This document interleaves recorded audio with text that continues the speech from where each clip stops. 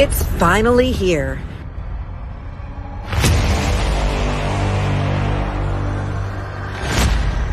New voices, new faces.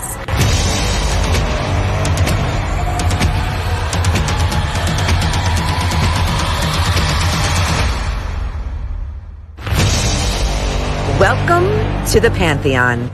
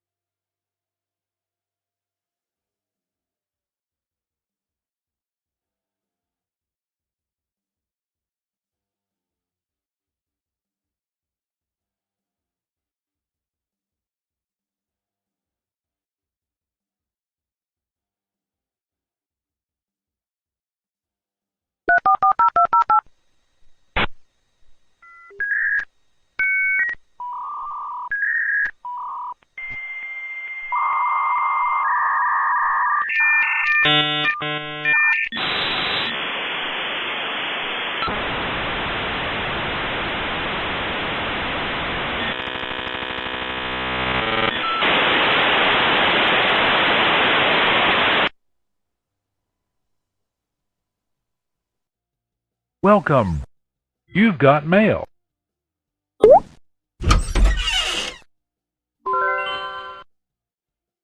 You've got pictures. File's done. Goodbye.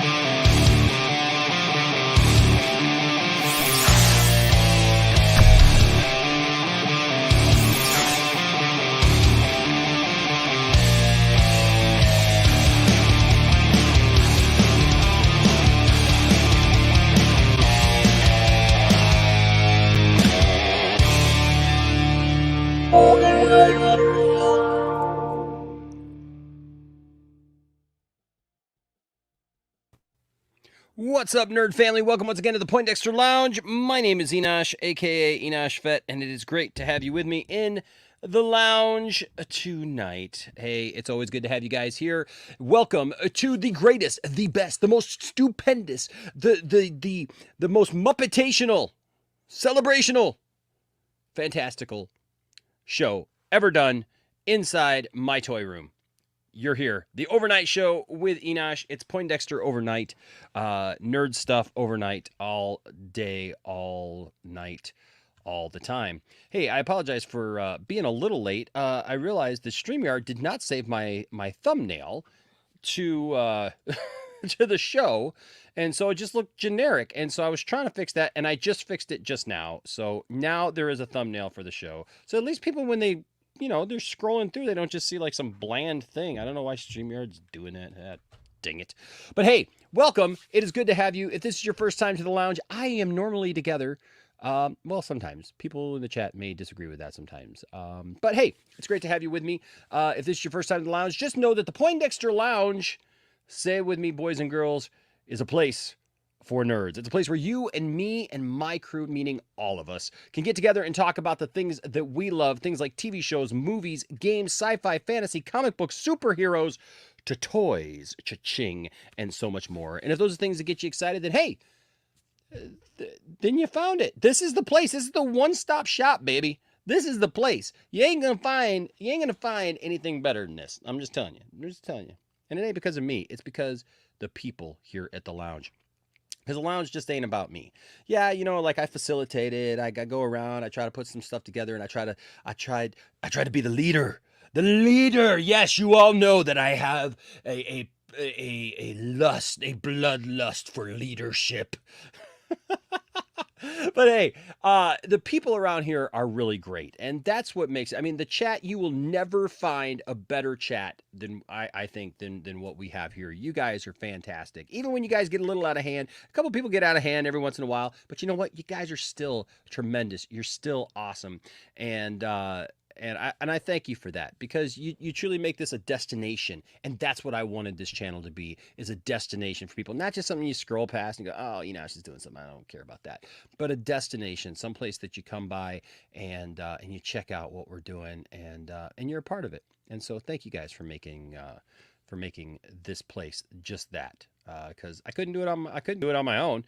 I can't do all that, but you guys make it. And part of the way that you guys make it, besides just watching the show and participating in the chat, is of course being a part of the Patreon and being a patron and being a member of the channel. Look, if you're not a member of the channel or a Patreon supporter, look, it's super easy. It's like literally $1 or $2, and you can join this. You can be a part of this. You can have cool emoticons.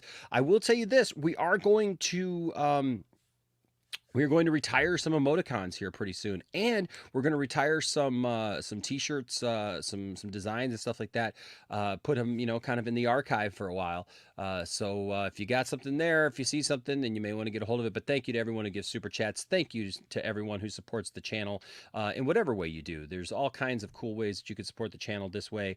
So I thank you for that. Then, of course, we got H. Bartz, who's in our Poindexter Lounge Hall of Fame. Congratulations to H. Bartz, of course. But don't worry, he won't be there alone for too long. We're going to have a whole graduating class into the Hall of Fame together here coming up, and so I look forward to that.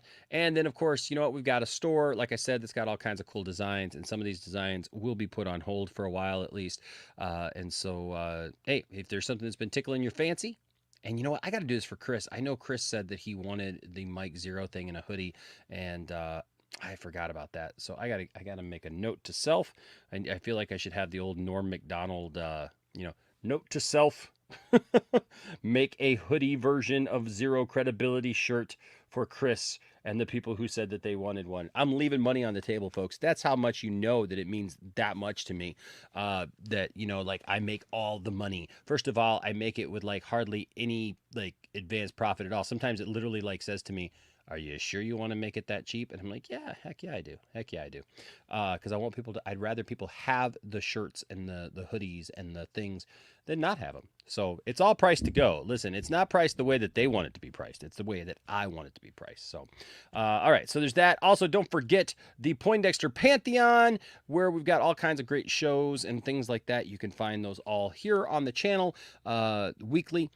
So make sure that you tune in for those great shows and support these people, because as you support these people, if you give a super chat, that money is going to go towards helping them. So think about that, all right, and why they're here, and helping out and growing the lounge and growing their careers as well. And support these guys, all right. Support these brave men and women who are joining the lounge. I'm this close to being able to announce 2 more shows. This close. I mean, it's exciting, right? It's exciting when we announce like show after show after show. Yes, we got a couple more shows coming, and I got a couple of ideas for a show that we may be doing. Actually, we may be on the cusp of introducing 3 new shows. And you all have been asking me. Giovanni asked me today, and I talked to Johnny, and I said, hey, man, people want 2 cents on nonsense back. They miss 2 cents on nonsense. I miss doing 2 cents on nonsense, man. I feel like we just miss it so much. And I know that a lot of you found us through 2 cents on nonsense. So I don't ever want to be like a bait and switch thing where it's like, oh, you found us for this reason, and then we're not that thing, right? And so so don't worry. I talked to Johnny. Plus, like I haven't wanted to because Johnny's been very busy. Johnny's a teacher and works in the school system and stuff. And so like I have not wanted to even talk about like moving on without Johnny on the show, because Johnny brings a complete energy to the show. We may need to take a look at like what we do so that it's not so monotonous, maybe, so it's not just like, Mike Zero and Doomcock every week. But there's a lot of nonsense out there, folks, that we can take a look at. And so, yes. So just know Johnny agreed that, yes, we do indeed need to bring 2 cents on nonsense back. And I love Johnny, and I know that a lot of you guys do too. And so, yeah. So, and if you do love Johnny, you know what? He's at Johnny Pop on Twitter. Go follow him first of all, and then also just tweet him and tell him that you know what, that you love him, that you miss him, and that you want him back here on the channel. That you miss Johnny. Because I miss Johnny, man, and I really feel that like we got to get this dude back on the channel, man. But we had such a great thing going, and we need to get him back. Speaking of Twitter, I want to say a special thank you to all of you, because today we went over 3,000 Twitter users, and which is funny to me because I'll be honest with you, I used to hate Twitter. Sometimes I still do hate Twitter, but you know what? Twitter has become like a great place for us to communicate and stuff. And so I just want to say a shout out to all those who follow us on Twitter. You know what I'd love? I'd love to get this number up over the amount of people that we follow. But hey, yes, we went over 3,000 Twitter followers, and that's just amazing to me that there's over 3,000. We're like, I think we've added like 4 or 5 more since this afternoon. And so, yes, that is correct. It's Poindexter with no E in the middle, because apparently when I set it up, I could have made it like more creative or whatever for, at the but, it just doesn't have the E in there. And because we had one letter too many, apparently, for the Twitters. And so there you go. But hey, thanks to all of you who support us that way and follow us that way. And so it's pretty cool. I will say it is pretty cool. It's a big thing. Like it's a massive thing, and so I want to see his thing. Well, there you go. You can see the thing. It's 3,000 strong. So thank you guys. All right. Man, we got a lot of people in the chat already. A lot of people are talking. A lot of people are doing their thing, and I'm thankful for it. So let's bring in our friends though first, and then maybe we'll say hello to a couple of people along the way. Ladies and gentlemen, okay, I don't know who this is. That's funny. Okay. Oh, I see who it is. Okay. Ladies and gentlemen, first of all, a guy that I know a lot of you guys like and does a lot of great things here at the channel and a lot of behind the scene things. Ladies and gentlemen, Mr. Jimbo. What's going on, Mr. Black Ops? Doing good, doing good. I hope everyone's having a great night so far.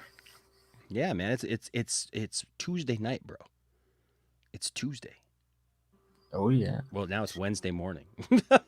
Yeah. Well, now it's Wednesday morning. Not for me yet. It's still Taco Tuesday. Yeah. So I'm in the future, bro. I'm in the future. That's how I got all this wisdom and knowledge. I'm in the future. Also tonight we got Thade. What's up, Thade? I have currently 14 minutes to midnight, so I am also on Tuesday night. You're in the past, man. You're in the past, dude. Welcome to the Tuesday clan. Heck yeah, man. You got to get this thing going, man. You got to get this thing up into the future, bro. And then also we got Bro Sarnoff here.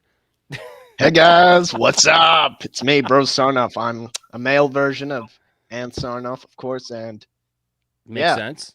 Makes sense. Sure, I'm from another universe, and I restore the Snyderverse, and it's really good. So you're the anti-Sarnoff. Well, yeah, pretty much. Pretty much. You're the exact opposite of Ann Sarnoff. You're the anti. You're the get it. You're the anti. Thai Sarnoff. Ooh, that's where I sarn in. Oh, see, that's why, ladies and gentlemen, that's why I'm the leader, because I come up with cool names. Also, tonight we've got Anthony B. What's up, Anthony B? What's going on, bro? Mr. Martian Manhunter over here. Oh, whoops. Oh, we lost him. What happened to him? I He saw it ran going- away. Martian Manhunter series in my world is so good. Okay. The Martian Manhunter series in your world is so good. That's great. Yeah. That What was Earth good. are you? That was good. That was good. I got to give you that. That was pretty good. All right then. Then we'll bring in Stella then instead. What's up, Stella? Huh, it's because I'm bringing up the Wild Wild West then. What's The that? West Coast. Oh yes, you're bringing up the West Coast. Yes, and we take that very seriously here. Don't laugh because this is genuinely serious. Yes, we take the West Coast very serious here at the channel, for sure. You know what else we take serious? Anthony B. when his internet is working. It is. I couldn't hear nobody. It's trash. You know how it is. And also, ladies and gentlemen, picking up the rear, all the way from the Mayo factory, ladies and gentlemen, Mr. Caden. Them pass through the upcoming machinery. For this sandwich, a jizz of mayonnaise is required, which is squirted onto the bread via an automated dispenser. Wow. What's up, my friend? What's up, my friend? How are you? I'm good. But wow. Just wow. Still with the wow? Really? Like No, you like- still don't expect it? Like at this point, No, bro? yeah. Seriously, come on. It's not that. It's like in Max's stream, you even said something about me. Like, are you obsessed with me, Enosh? Yes, I am. Oh right, yeah, about your mom. Yeah. Yes, I'm obsessed about your mom. Like, if we could get your mom to come on the stream, I'd be happy. We get her to come. I would off the I would stream. love to meet Mrs. Why do Reed. you want to make Kane's mom come on the stream? Well, I think it'd be impressive to everyone if I could make Caden's mom come on the stream. Like, Why him specifically? wow. Staying away from that one. God, I swear somewhere this poor lady is watching our stream and she's just like, You gotta she's pull either out. like absolutely appalled that her son is a part of what we do, or she's like, hey, Caden, can you introduce me to Enosh sometime? I would like to meet Enosh. I'm waiting for Tiffany to bust through the door now. Like, what did you just say? Okay, so yeah, right. Like what? So I had to have a talk with my wife tonight because some of you are probably not going to know who this is or have any kind of connection at all with this is. But I grew up. I was a teenager in the '90s. Okay, and a lot of you know who what's his name is Gilbert Gottfried, right? Yeah. Yes. All right. Oh yeah, I know what that is. Yeah, that guy. What's up with this? Can he do it? I don't know what he's talking about. Everybody's got to do their Gilbert Godfrey impersonation. With Right? the Okay, squinty eyes, yeah. yes. But do you remember the show that he used to host on the USA Network, USA Up All Night on Saturday nights No. back Yeah, in the '90s? I do. They showed a bunch of B movies and stuff like that, and B movie? Yeah, it was B movies. It was this, like, Not like and the they B showed movie. like, how like we just had how William just had Lloyd Kaufman from Troma, right? So they would Yeah. show like all the Troma movies, and they would show like all these ridiculous, fun, over the top, just they weren't good, but like everyone. It was on the USA Network. And it was late night, man. It was like overnight, right? Well, Yeah. I was never a big fan of Gilbert Gottfried.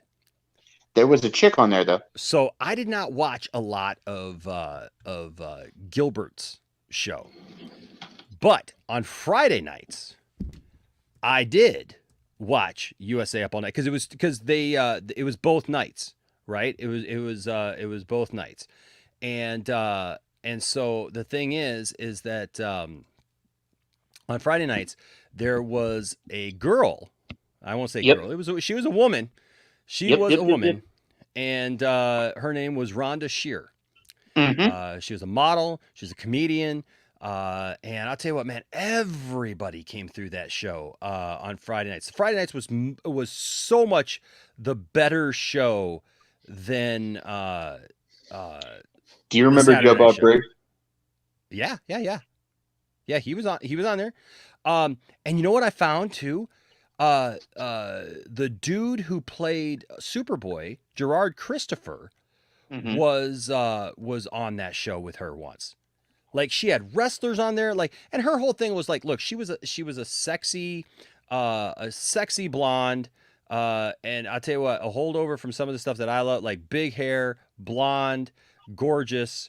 I'm trying to find a picture of her that I can actually put up without probably trying to get in trouble. Although, you know, I'm going to get in trouble anyways because of what I'm going to announce at some point.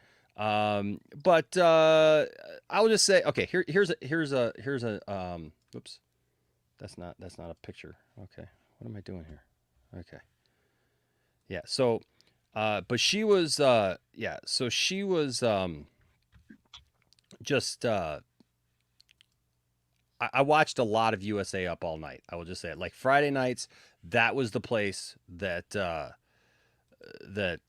you could find me when I was a teenager, man. I'd be watching that because I just loved her show. Here she is right here. And she was something else, man. Yep. She was something. She still is something else. Nowadays, though, she actually, you could find her on QVC, like Home Shopping Network, like, because she does, she's got a whole line of women's apparel, and she's like all about like women empowerment, and like getting women jobs and doing all this fun, and it's just great. And so I came across her because she had Lloyd Kaufman on, and so you know how like once you know your YouTube will suggest things to you. So it suggested an old video of hers with Lloyd Kaufman there with her. And I was like, oh yeah, Rhonda. And so like, I just sent him a tweet. And so we're trying to get her on the show this summer. So none of you y'all don't even have to watch.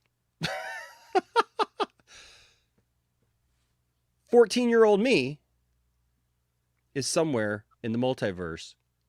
Very, very impressed with myself. It's fine to hit that. But I had to tell Tiffany with some friends of mine today. We were doing some stuff, and I'm like, so here's the deal. Rhonda's gonna probably be coming on the channel in the summertime, honey. Tiffany thought it was funny. Tiffany's great. So yeah. So sometimes, you know, you gotta have those conversations, but it's a coming of age moment. Let me just tell you, not quite Caden's mom, but you know, still. She was good in the bed. Yep. Wait, what? Nothing, Caden. Caden, you're all right, man. Don't laugh because it's genuinely serious. Yeah, don't laugh, bro, because it's completely serious. This is genuinely serious. Hey, hold on a second here. I sell toys. Saggy, you want an invite? You weren't in the group, but I will send you an invite. Because I saw that you were on Max's show, and I would love to send you an invite. Hold on a second. So you gotta eat those melons. Eat the melons? Saggy melons. You must come on now. What are you doing here? You're more than welcome, my friend. Okay. Let's see. I just got to make sure that, because man, now I've gotten so far behind. We didn't say hi to the chat. Hello, chat. I love all of you. Okay, we got a few super chats. What's that? Yeah, I know. We got a few super chats. Yeah. I'm trying to make sure that I get to them all, and I don't. Somebody stop me if I didn't get the first one. Anyone here from Kansas? No, but I have some good friends from Kansas, for sure. What's going on, Alex? Kansas. If you're just my uncle lives in Kansas. Your 2 super chats are from Todd. Okay. So those are. Okay. I started them for you. Okay, thank you so much. I appreciate that so much, buddy. Todd Fair here with a $10 super chat. Right off the bat says, do you think he misspelled it? Ezra Miller should be put on. No, he means Aaron Miller, guys. Clearly. Oh. Do you think that Ezra Miller should put out a PR statement? We're going to talk about that tonight, Todd. I would love that. We're going to talk about because John Campea on his show today said that he has a source, that he has somebody in with WB that apparently has said that they're having meetings about what to do with Ezra Miller. We're going to watch a little bit of the video, and I would love to get our panel's thoughts on that. Hey, Brian's here. Brian, I almost left you behind, bro. I didn't even know you were back there, bro. I could have let myself in, but I didn't want to impose. Hey, Brian, did you ever watch USA Up All Night? No. I'm just old. I swear to God, I'm just old. But well, you're 62 years old. No. To be fair, there was a good chunk of time where we didn't have cable when I was growing up. Yes. And all I had was aerial antenna. Yeah, rabbit ears. Oh, me too, man. For your kids. Well, people still has that. You haven't lived until you've had to go back and go like this. All right, almost in. All right, cool. And that's how I watched like half of the TV through like the 2000s. Heck yeah, it sucked. Heck yeah, no, dude, I hear you.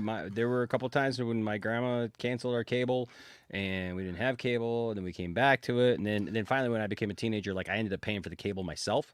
Once I got my own job, I was like, Grandma, I'm getting cable, and if y'all want it, that's cool, but I'm getting, because I had my own, I had my own access. I basically had an apartment at the place, at the church where we lived, and so like I had my own apartment on the back of it. So I said, look, we'll do that. Yeah, cable is getting expensive now.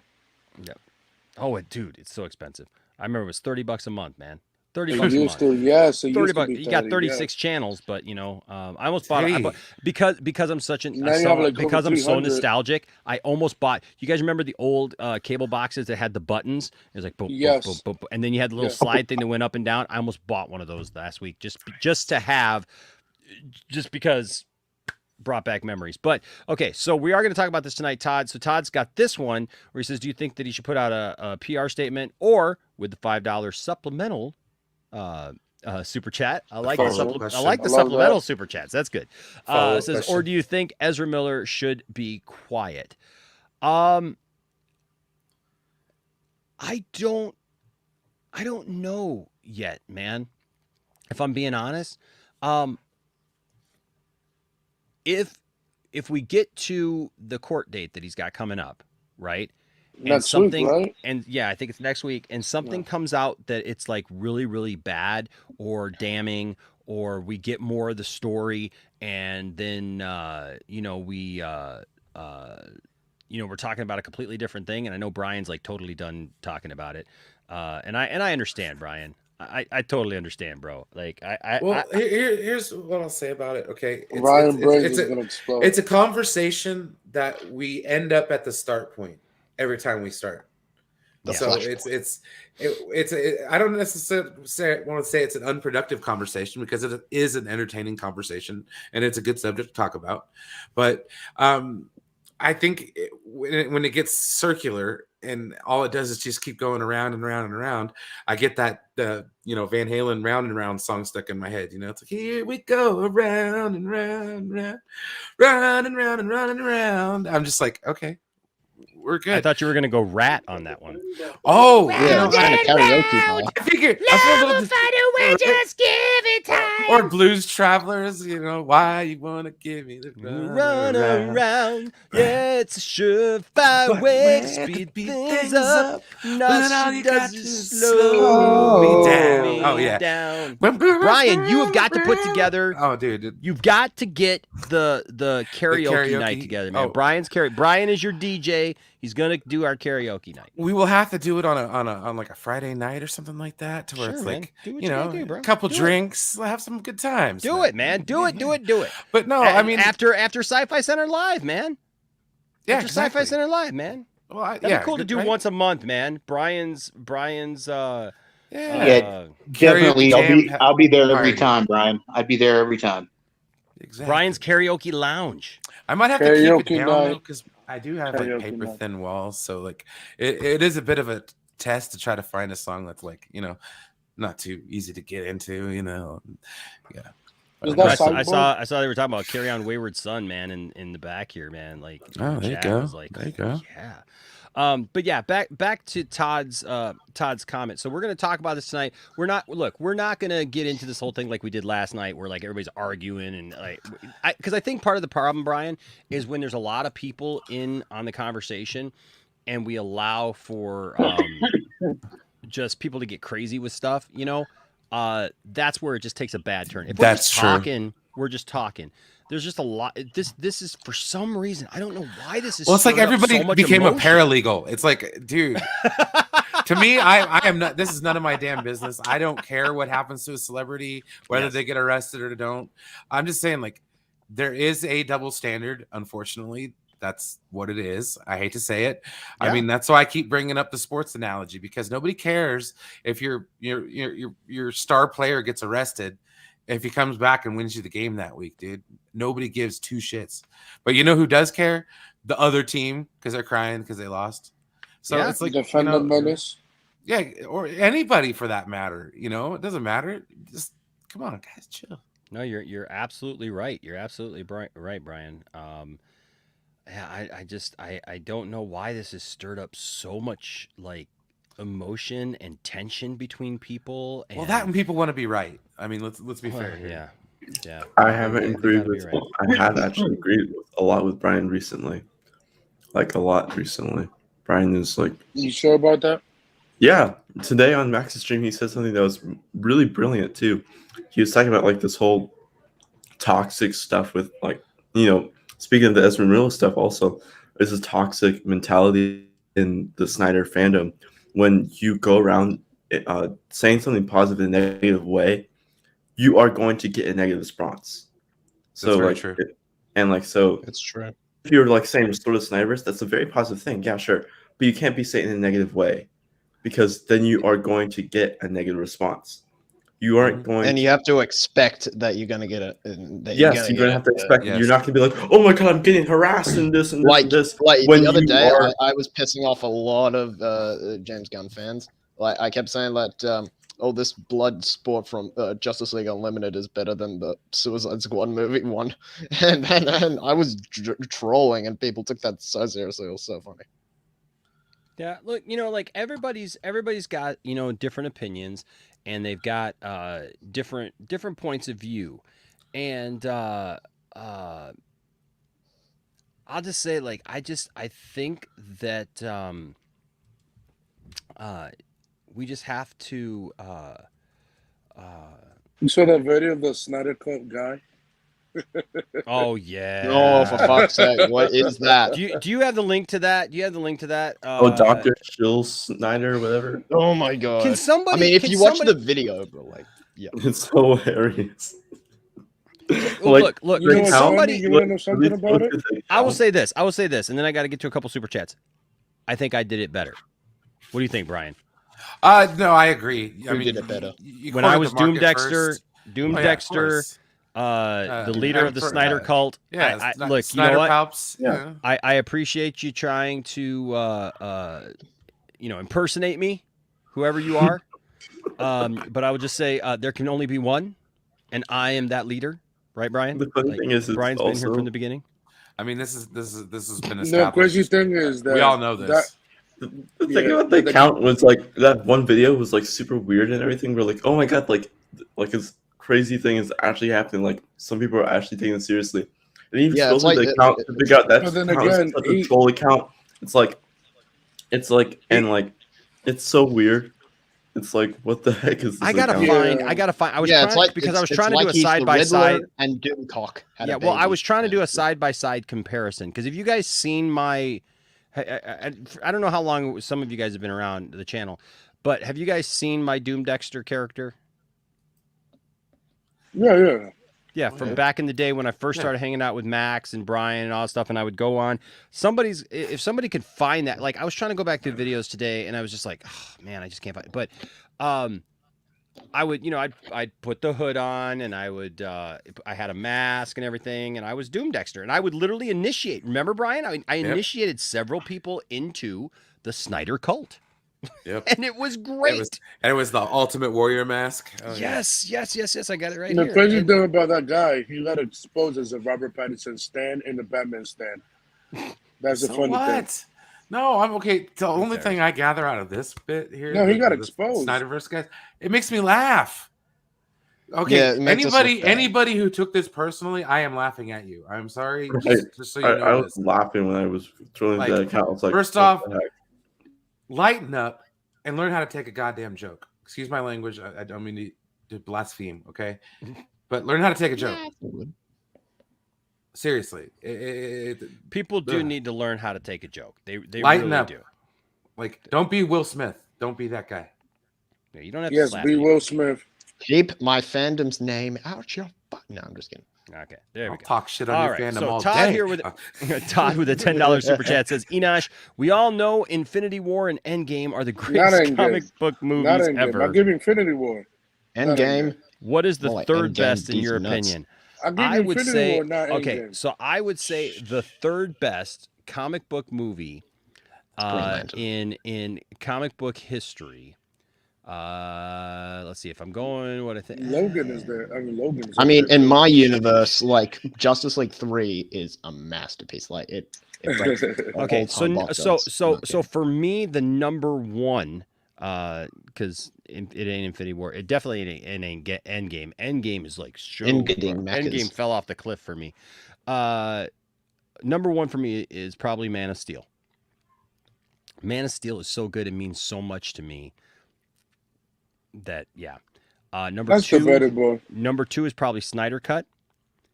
Number three, gosh, man, that would be probably a toss-up between Superman the movie and Batman 89 for me, if I'm being honest. You're gonna ask the rest of us. God, I feel like watching Man of Steel and Man of Steel 2 now. Oh, Brian, what would your top three be? Superman the movie. Okay.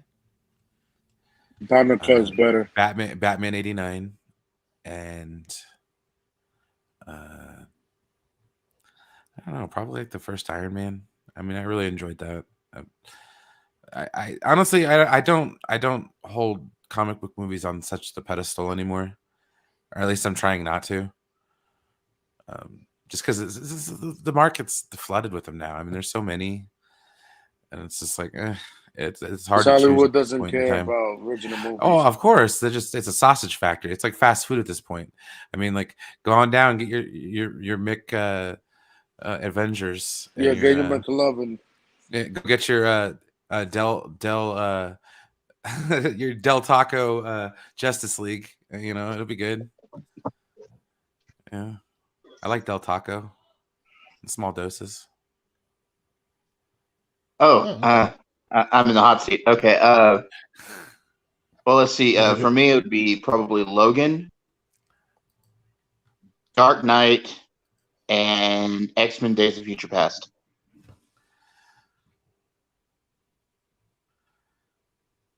Oh, geez.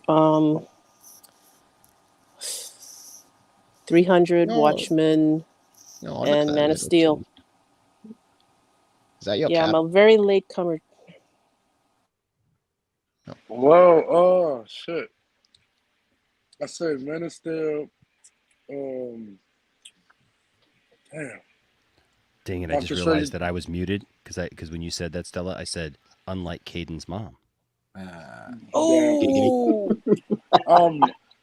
I said Man of Steel, No Way Home, and then let me see, The Dark Knight. Hold on now. Okay. Wake up. I don't really have an order. Wake up. Of nope, you got to put an order to it, bro. Got to. Fine. No Way Home is number one. Come on. No, it's actually not. But it's, 3 out of the 10 that I have in my head right now, it's Into the Spider-Verse, Batman 89, and Mask of the Phantasm.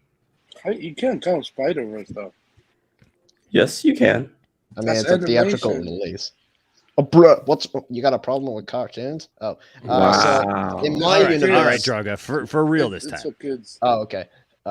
So in this universe, I guess, because my universe doesn't count.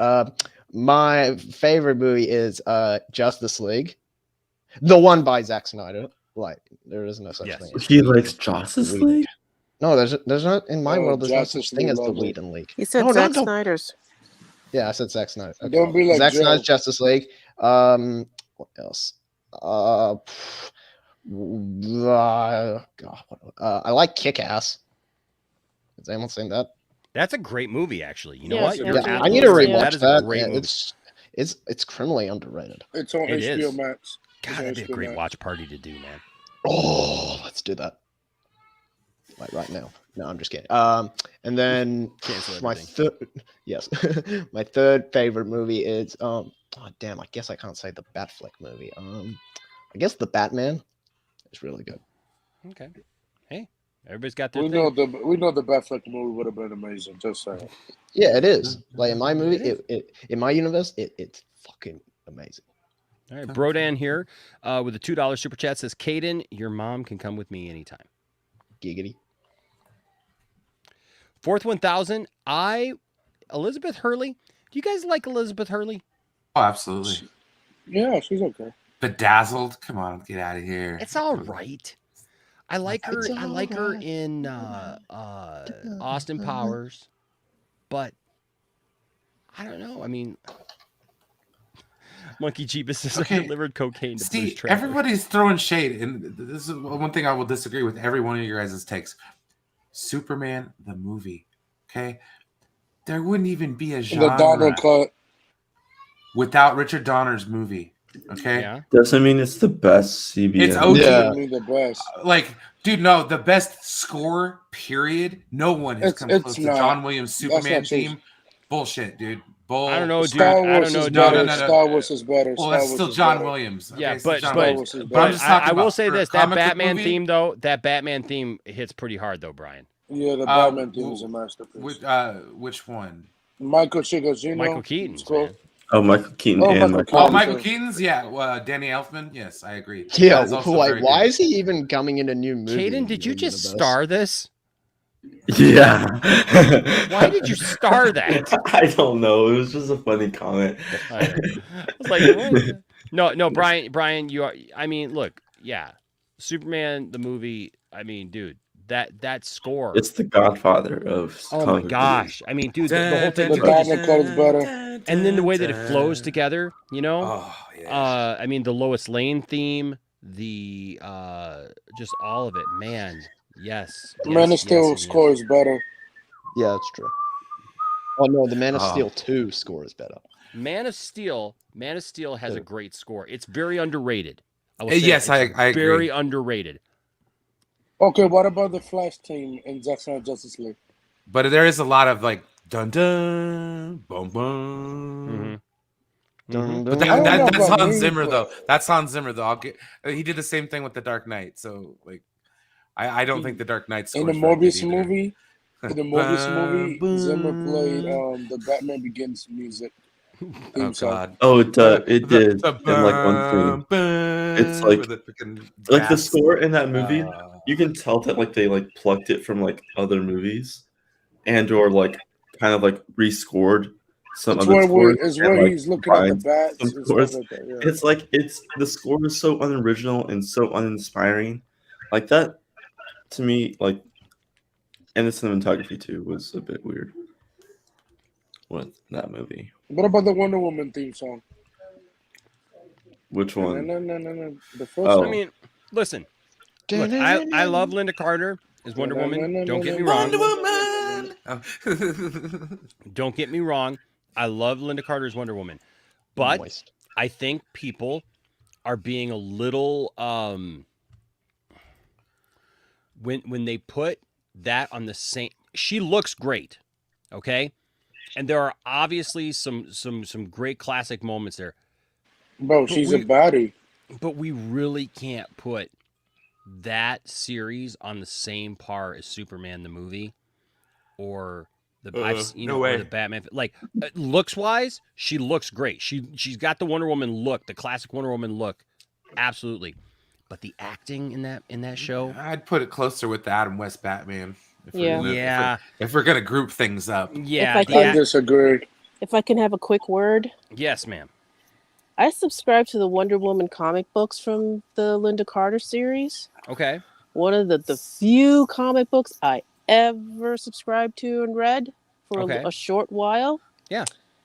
Linda Carter is a gorgeous woman. When I worked at a movie theater, I saw her up close. She is gorgeous. Oh, yeah. I love her, But guess what? I love Gal Gadot just as much. And just because her breasts aren't as big as some of you men may like, apples and oranges. I love them both. They're a good example of, what women can do. Stella, hold on a second. Stella, am I to believe from what you just said that you're accusing men of liking big breasts? Yes, and that was like the main criteria of why they didn't like Gal Gadot at first. I have never heard that before in my life. People actually. I remember hearing in my universe. I remember hearing criticism about that she was too skinny to play Wonder Woman. But now, I heard that she was too skinny. That she didn't have. I say that to be read sarcastic. Between the lines, guys. I know what you were looking at. Yeah, and I believe Gal even mentioned something about her breasts, just like they're big enough. Well, I will say this. I never verbalized that. Like I was not, because look, too. even if I thought that like she didn't have the body type at the time, right?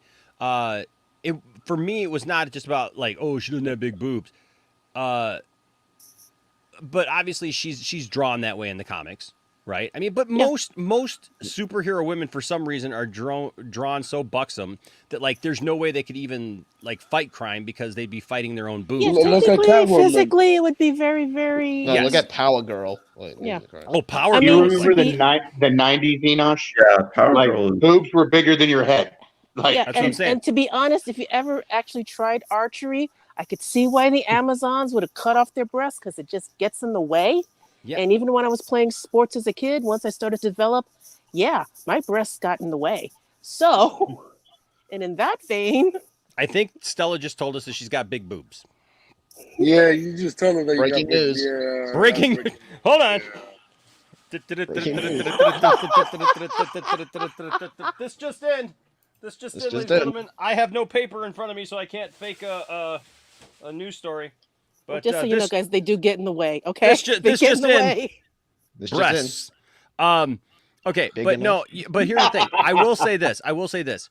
Who have I thought like? And I mean, she kind of played the role already, but not as officially as Wonder Woman. But she played a similar role, and that was Kathleen Crosby. I love that one. I don't like that one. I don't like that one. I don't think that she did.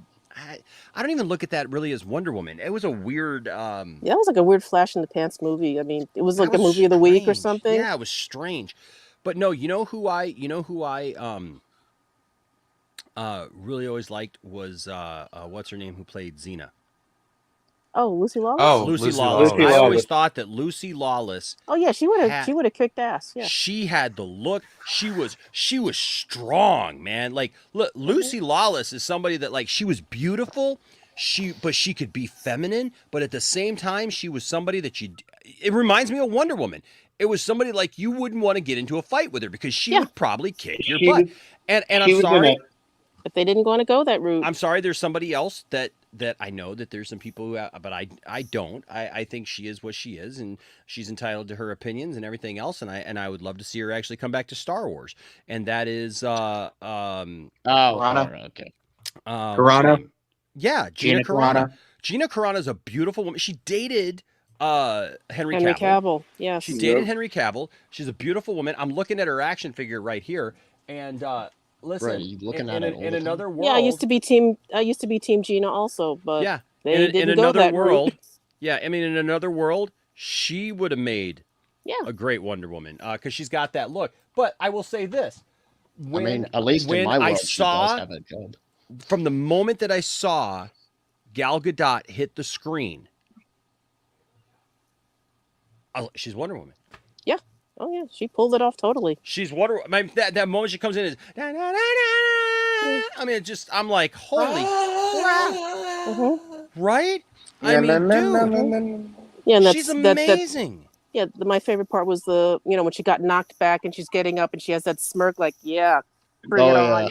Yeah, I think a lot of people were looking at her smirk. Oh my god, like Wonder Woman 3, like I like when she like blocked it with a shield. I'm not kidding. Dude, she kicks butt, man. And then Wonder Woman 2 happens. Yeah. No, I mean Wonder Woman 3 is premiering this Friday in my world. So yeah. That's what happened when you give Jeff Jones. But Jeff all right, Jones so that was being fired said, Todd here with a $5 super chat. Thank you, Todd. Says Enosh, who should be the new Joker in the DCEU after Jared Leto's performance? What? Yeah, because Margot Robbie doesn't. I mean, dude, if we're keeping it in DCU, Jared Leto should just stay. Well, Margot Robbie. I mean, if they're getting Michael Keaton back, no doubt they're gonna get goddamn, what's his name? Nicholson. He's retired from acting. Jack Nicholson. That's gonna be canon. He's retired from acting. He won't do it again. Nicholson ain't coming back. They just get Jack's Nicholson.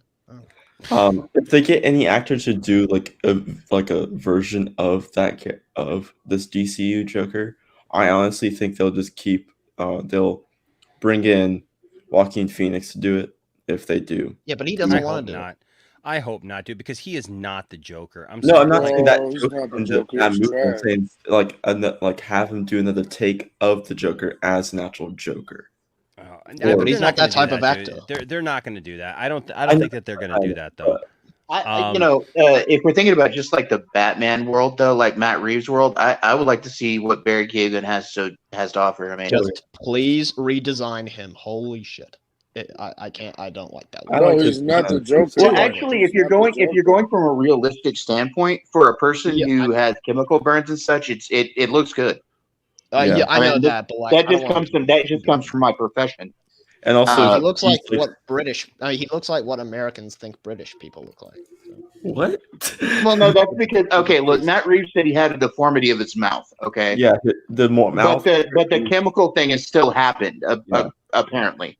So, like, the burns to his body are realistic to chemical burns. I think what happened in Batman Year One of Robert Pattinson, he was the Red Hood version of the Joker.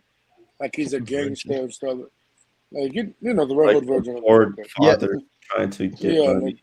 A mobster. He was the mobster Joker. And then he fell to the acid when he saw Robert Pattinson like that. So, I don't know. If I'm thinking about that. Man, who would make a good Joker? Because there are you know who I'd actually still love to see. I know he's a bit older now, and I know Willem Dafoe. Bartz is here. Willem Dafoe, man. Yeah, Willem Dafoe would nail that part. Yeah. I mean, he basically played the Joker on the nose Goblin. now. I don't know if it's too on the nose now because he's been, it's Green just too Goblin. easy. Yeah. For money, for paychecks always pays. Just saying. Yeah, but I would want to. I'm trying to think who else has a creepy vibe like Mark that. Hamill? Monkey Jeebus, get the hell out of here. No, Pete Davidson Joker. No, please no. Pete Davidson Joker. Mark Hamill? Mark Hamill. Jim Carrey? You know what? Hold on. If Pete could apply himself to his craft, and I will say this about Pete. Pete has been applying himself. Did you guys see The King of Staten Island? Oh yeah, he's amazing. Like, I like Pete. I really liked him in that. Yeah. I'd have to think about that one. I'm not going to say that that's completely off the table. If I'm being. What about Jim Carrey? Isn't he retiring? Jim Carrey could do an old school Joker, but since he's been Riddler, like, I wouldn't want to see him do that. And listen, I get the Mark Hamill thing because Mark Hamill does the voice and all that stuff, but I don't think that that's. Yeah, he doesn't look like the Joker in real life. I mean, he doesn't really have. Yeah, that, I mean, that look. He basically kind of played like a Joker mixture with the trickster in the Flash show, and he kind of looked like the Joker there. Yeah. But he was playing the trickster in the fact, but the thing is, Trickster is basically Flash's Joker. in the fact that like that's not true. Reverse Flash is no, not Not that true. way. I'm That's not saying like true. he is That's he not is true. Trickster is back. the copy of the Joker in the fact that In they sort both of a like way, trick yes, but are here. Reverse Flash is very Joker. Yeah, but in the fact of like But concept. Reverse Flash is more psycho than Joker. Just saying. Oh yeah, Reverse Flash is the most evilest villain of them all. Like he does stuff to Bruh, be like he like went he back. made Didn't he himself go back a- in time disagree and drop him entirely, off but in okay. super speed? like Didn't he, like, Brian. No, he killed his girlfriend. Run boyfriend. he away, killed his train, brother. never He killed his little back. brother. He killed his best friend. Run He killed his away on dog. the one-way track. He killed his, like he killed his own dad once. Like You see, that's what I'm talking about. Reverse Flash is crazy. Yeah. Reverse Flash is like All right. I think you're crazy. Well, they call Reverse Flash the ultimate hater. That's what he is. Okay, so let's jump into a couple of things here real quick. And if anybody gives super chats, we'll get to those as we go along. But some of you guys saw my you can see right here. We got Ann Sarnoff there. Hey, it's my female I'm poking counterpart. fun. I'm poking a little bit of fun here. Ding dong, the witch is gone. Well, that's a New York term, Enosh. Ding dong. Excuse me? The what? It was What? famous. It's a video. What? It's a video. It's a video. Calm on YouTube. down. Never mind. No. I am so confused. No. It was a video Wait, on did you YouTube. say Never New mind. York? I'm very confused. Wait, New Never York mind, never exists mind. I'm a native in New your world? Yorker, and that just comes from the Wizard of Oz. So where are you getting this from, Anthony? No. There was a video of the guy. Never mind. Oh, Sorry. Bing Bong. You're Bing talking about bong. My Bing bad. Bong. My bad. Yeah. Sorry. Oh my god. Sorry. Okay. My bad. All right. Yeah. So anyways, we got Ann Sarnoff here, who famously last year about this time, guys, ironically, Ann Sarnoff made a proclamation to the world that the Snyderverse was not going to continue. Literally 5 days after the Snyderverse came out, or the Snyder Cut came out, and told us that nope, it wasn't going to happen. That we all basically just needed to understand that toxic fandom was not going to help. I really want to say that, like, with this toxic fandom idea and the Snyder cult thing stuff, I really want to say that I really feel that it's like a self-fulfilling prophecy for a lot of this stuff, because honestly, there's been a lot of people who have said these things, but then because of the powers that be and some of the things that have happened, it's created this atmosphere of mistrust. It's created an atmosphere of anger and frustration and whatnot, but also so has the over expectations of a fandom. Let's be honest. The over expectations of a fandom have led us to not just enjoying the Snyder Cut when it came out, but immediately expecting more. And then an overreaction statement. I think that they could have handled it in such a better way than the way that they did, and the way that they talked about, like, because that was a whole piece. That whole article where Ann Sarnoff talks about all this stuff, you could tell that was planted. Because it hit all the spots, man. Snyderverse, it hit Ray Fisher, it hit toxic fandom, it hit like all these different things, and it also hit, hey, just wait, guys, just wait till you see what we do, right? Because we're going to give you something. Then if you just wait, you're gonna love it. Well, you can't try to take away people's hopes and dreams and what they love and then tell them, but don't worry, I'm going to substitute it with something else that you're going to love. That's like taking a kid's lollipop away and saying, hey, but I got some really great broccoli and it's bright green and you're going to love it. You got great broccoli? Over time, you may get older and develop a taste for broccoli, but when you're a kid, you're not going to enjoy that. Are you calling your fans kids? Sometimes, yes. They act like absolute little children sometimes. And little children. And so the thing is that so today I wanted to poke fun. Now, I will say this. I know that, like, I got her dressed up as the Wicked Witch of the West, and I've got Jason Keelar as the Scarecrow. Both of them are gone. We're gonna take a look at that in a second. Oh, thank God my female counterpart. But also, I've got some friends who, like, I feel sometimes take it a little bit too far when going off on some of these people. Ooh, I'm sorry. I almost forgot this completely. Kinky Sphincter. I apologize to you, Kinky Sphincter. I almost forgot completely your super chat here, your members chat. So I apologize for that, man. Hold on a second. Let me get it here where I can read it.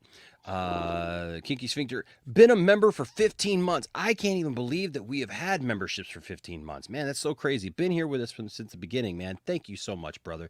Says Hans Zimmer's score, Man of Steel, is leaps beyond John Williams. Hey, I'll give you this, man. It's powerful. It is powerful. It is very, very powerful. Man, I don't know, man. There's just some themes though that, like, if you play the Man of Steel theme, those of us who know it and love it and feel it, recognize it immediately, right? But maybe the general public wouldn't recognize that theme as much as if you play Superman by John Williams. Well, people recognize Star Wars easily. They recognize that. They recognize Star Wars. They recognize Indiana Jones. They recognize, like, all these other, they recognize Batman 89, for example, right? I mean, it was just these classic things that had a distinctive sound to them. And so, but yeah, hey, man, I get it, though. I get it, brother. I absolutely get it, man. That score is absolute fire. It's absolute fire, and is definitely an awesome score. Todd Fair with a $10 super chat. Wow, man. Thanks, bro. Says Enosh, I think, what is it here? Enosh, I think Zack Snyder should go to Marvel and make X-Men movies and Punisher movies. All of them? No, I think David Ayer should do a Punisher movie. That would be cool. You know what? I think David Ayer could do a Punisher movie, and I think that Zack could do an X-Men movie. And I would have no problem with that, but let him do Justice League 2 and 3 first. Yeah. I'll say this. I do think people say, oh, Zack will never go to Marvel. I do think Kevin Feige bring up Zack's name during the meetings because he thinks further from the future. So he knows what director he wants in the future.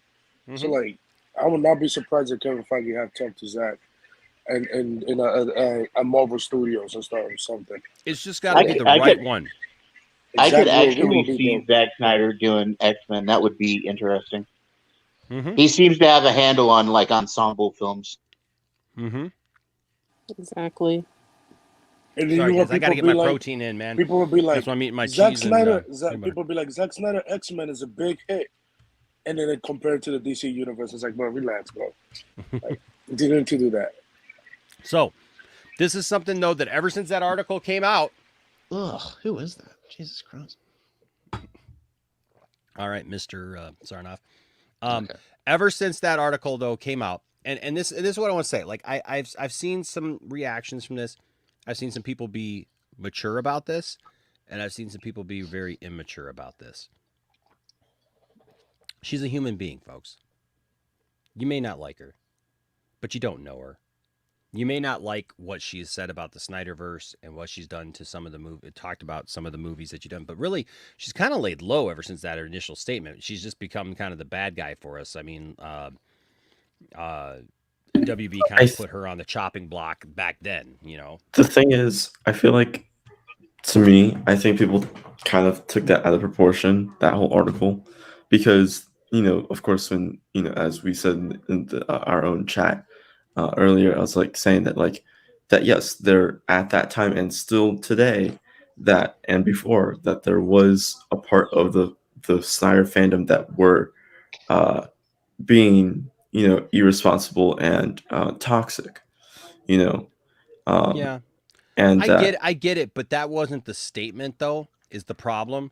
Is it kind of it absolutely painted Snyder's fans in general. She was disrespecting Zack. We were all just. I understand that she was kind of generalizing everyone into like this big group, and I understand that part, but I really don't remember her disrespecting Zack so much as disrespecting the fans, but that's beside the point. Yeah. Bro, she should have said thank you for your movie, but instead she was talking that bullshit.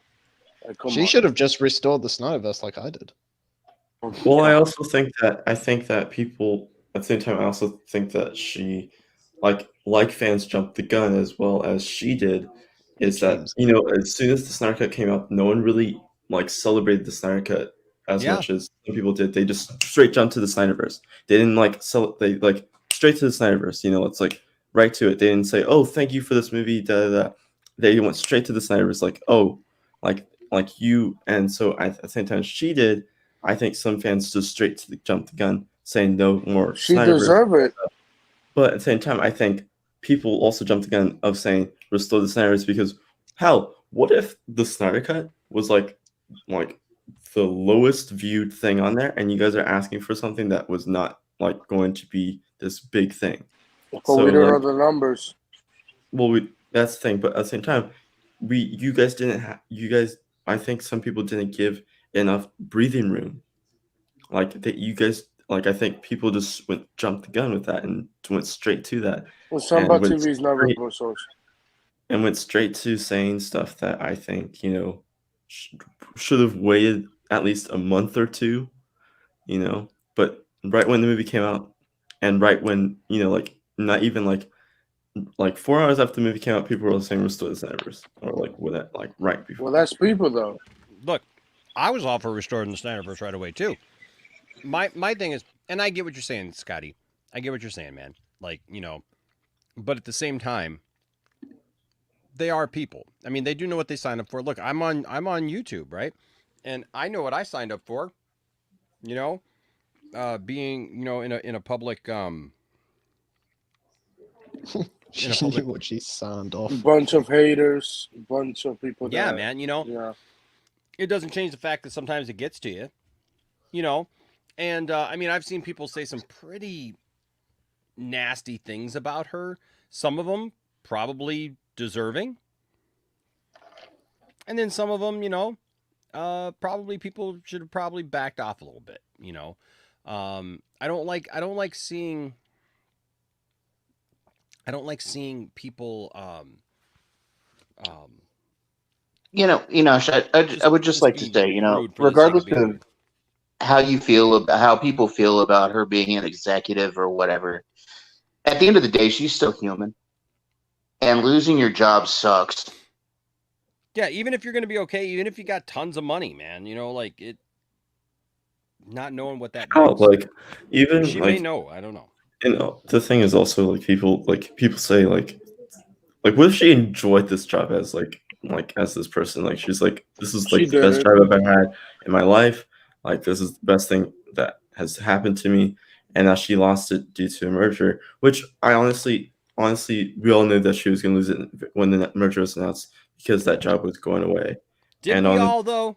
Did we all? Can we just take a brief minute there, and let's compartmentalize that statement, because I'm gonna be dead honest with you, and I said this over on Max's show just like a little while ago. There were people.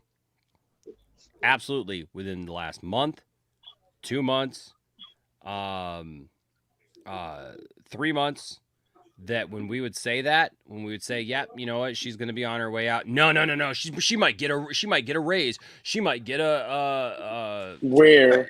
Well, I think there was two options for her. He was either fired or demoted, which, you know, overplaced. It's like, well, there were some people, Caden, who were saying that she may get promoted.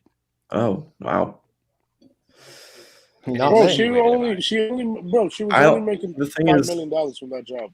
The thing is, people have to realize with realistic expectations of this whole merger is that there's usually with people like Aaron and there's always only two options: is demotion or fire.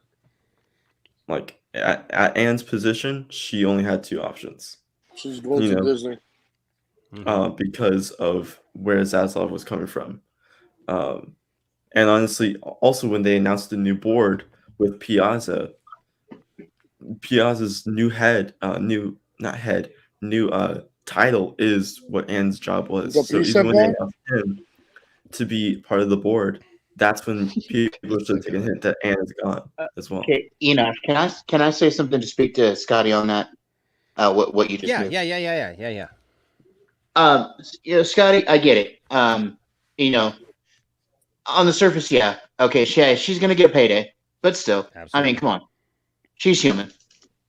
I mean, yeah, it's not a job like we have normally, but still, woman's a human being. Whether we like her or not, she lost her job today. And it's not an easy thing for anybody to get over. Yeah, and look, we know that she's not just getting like straight up fired and like, you know what I mean? Like it's not like, you know, it's not like, yeah, that you know, This it's is not like really she's something like, that's been going on. The writing was on the wall, and she knew what could happen. So I'm pretty sure Yeah. she was preparing, just But like also- Emmerich, even It's Hamada. like the doomsday clock. Also, and this is just me personally, this is just a personal opinion. So, I mean, if I piss you off, I'm sorry, but we need to normalize not just going, oh, these people are rich, let's not care about them. Okay? Because ultimately, again, at the end of the day, they're humans. Regardless of how much money they have, regardless of how much money they don't have, they're human beings. May not seem like it to you, but it is what it is. Yeah. And sitting here and saying that, oh, because they have this, you know, I had people tell me that over Zack Snyder being upset about his daughter. Like, come on, like, you're human. They're human. Just because they've got a job that it makes more money or whatever doesn't change the fact that at the end of the day they're human. Let's not make their job. Let's not dehumanize them. I mean, you know, Let's not dehumanize the person. Look. I'll make the thumbnail all day long and makes her look like the Wicked Witch of the West because honestly, like I do not like the lady. I don't either. I don't like her at all. I don't like any. That's my female She's counterpart. been insulting. And She's been insulting. She obviously does not appreciate the things that I like about the DC universe. And honestly, I don't think that she has a clue when it comes to any of that stuff. I feel like they made her the sacrificial lamb in just putting her out there to make a statement because they weren't going to have Hamada do it. They weren't going to have Toby Emmerich do it. Nobody had even freaking heard of Ann Sarnoff before that day. And then all of a sudden they just threw Ann Sarnoff out there and was like, oh, yeah, guess what? You know what? You know, here's Ann Sarnoff, and here's the thing that she has to say. Now, I will say this to RJ. I said this before, RJ, and I still stand by it. Today, we know that Keelar is gone. We know that who's the other guy? The HBO Max chief. Yeah, right. I got an article. About, Toby Emmerich is gone? Andy Forssell. Andy Forssell, right? Yeah, Andy Forssell. I've actually got the. I don't know if we'll actually get to reading the actual articles, but I got that article from Variety about Forssell, and I mean we can read it, whatever. But then yeah, and Sarnoff is gone. Keelar's on his way out, so they're gone. Now, when it comes to Toby Emmerich and Walter Hamada, Toby's got to the end of the year on his contract. December. I mean yeah, Emmerich. That's what I said. Yeah. Emmerich. That's what I said. Walter. Oh, you did. Toby. 2023. I said Toby. Oh, I thought Toby's got Toby Emmerich. Toby Emmerich has got till the end of the year on his contract. Hamada's what is he next until year. next year, right? Next year. So they may just let his contract expire. They will probably let some of that just expire. I will Run say out. this. Look, this is the first round. Like they haven't really even the thing is for all those who were like, no, it's going to be status quo. It's not going to change. It's not. They haven't even taken fully over yet, and they're gone. This first wave of people. So 1 week to go before it's official. So let me just say, It's Friday. things will take time. But William has been saying it over and over and over and over and over again, and I think we're seeing it. All the people who said, no, nothing's going to change, it's going to be status quo. And I love the fact that actually RJ, I respect RJ a lot for what he said over on Max's stream just a little while ago, because he said, look, I was wrong, and there was a lot of people who were wrong. There were a lot of people who've been talking for the last few months. Some people that we think have a good handle on this stuff, and they were just wrong. And that's what I've been saying from the beginning. There's a time where something looks like there's a time where you can go off like you know, what we normally would go off of, right? All the analytics, all the, you know, all those things. And then there's a time where some stuff, man, that it's like some stuff is out the door. And then some of this stuff is to be expected. Like I've been really surprised that some people have taken the positions that they have actually on some of this, because honestly, this is what happens with a merger. This is what happens with a takeover. Listen, if Warner Brothers were okay William has said it. I've said it. Others have said it. If Max has said it, if Warner Brothers was in a great position where they were just like strong and there were no issues, they would not be in a position where literally in the last 5 years they would have got traded hands twice. Twice. AT&T bought it, right? That was what caused us to have the Snyder Cut. And then now they're in the same position again. So there's going to be a changeover in regime. Absolutely. And so I've been kind of shocked that some people have kind of felt this way, but I think that they've felt that like somehow the people within Warner Brothers would have been like kept on or promoted or whatever. I think that Toby, it'll be interesting to see how Toby goes. If Toby maybe, sometime between now and the end of the year, who knows? We might get an announcement in the next couple of weeks that like, what hey, if Toby we wake Emmerich's up going to tomorrow step and down. he's fired? Toby Emmerich's going to well, they're not going to say he's fired. We've said that He's over not and over fired. again. His contract expires at the end of the year. That's like when we're in high school, when we graduate, we're not expected to show up on that property again. Yeah, like they're not going to say Toby Emmerich got fired today, right? What's going to happen is Toby Emmerich exits. Yeah, Warner Brothers Toby Discovery. Emmerich takes another job. Toby Emmerich Right. goes here, does this. Toby whatever, Emmerich right? go to Disney. Yeah, Toby Emmerich's on his way that's out. what's going to happen. That's what's going to happen. With Hamada, they may move Hamada around to another spot, right? Because he doesn't have to do DC. Like he made his go back to horror. Yeah, he could go back to horror. They could say, hey, you know what? He should go back to New Line. We really needed him over in this position again, and we've got somebody else in mind for DC now, right? So they could absolutely make those moves, let people save face, right? But it's people like Sarnoff. Sarnoff is not going to be with Warner Brothers anymore. Keelar is not going to be with Warner Brothers anymore.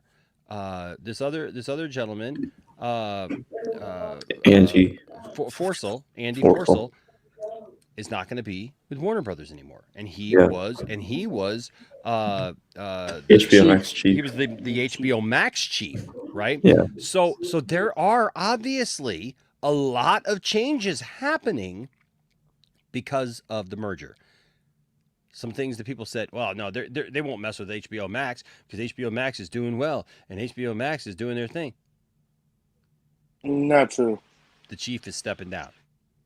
Sarnoff is stepping down.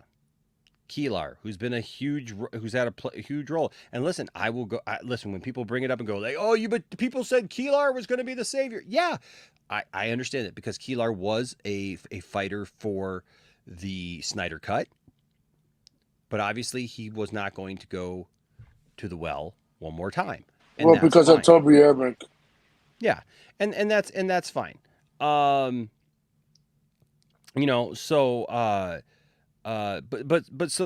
that's that. That's that. It's going to be interesting to see. RJ says, until I hear that Toby Emmerich is gone, I'm going to withhold from popping my champagne bottles and celebrating. Just my take. I'd rather expect nothing so I don't get disappointed. Dude, that's one way to look at it. Look, I'm not popping champagne bottles for any of it anyways. I won't be doing that until because my point is not about getting just people. I will. I will send the video. I mean, look, I'm glad that she's not there, but listen, I don't work at Warner Brothers, right? It's not like I got to walk in and see the woman's face every day, right? So I mean, we don't have that going on, right? So my point is that what I'm pushing for is not necessarily for people to be let go from jobs and stuff. My point to push through is I would like to see the Snyderverse restored.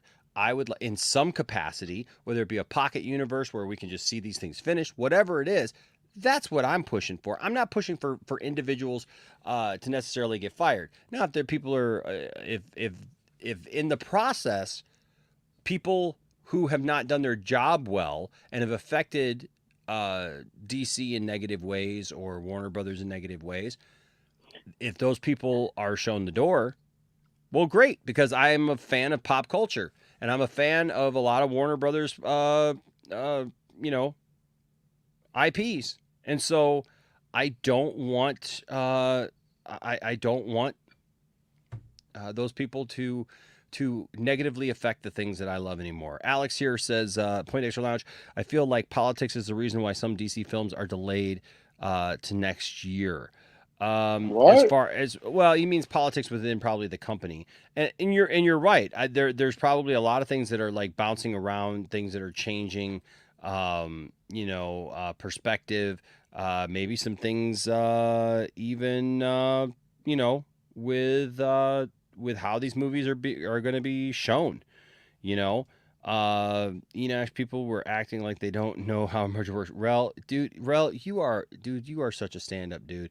We got to have you on the channel, man. Like, I don't know if you can ever be on the channel, bro, but I would love to have you on the channel, man. And just, cause Rel, I'll tell you what, Rel has been such a great guy over the last couple of years, such a supporter. He goes to all these channels, and he's a voice of clarity. Like, when we can't be there, when I can't be there, when others can't be there, like, Rel is such a voice of clarity for people. Yeah.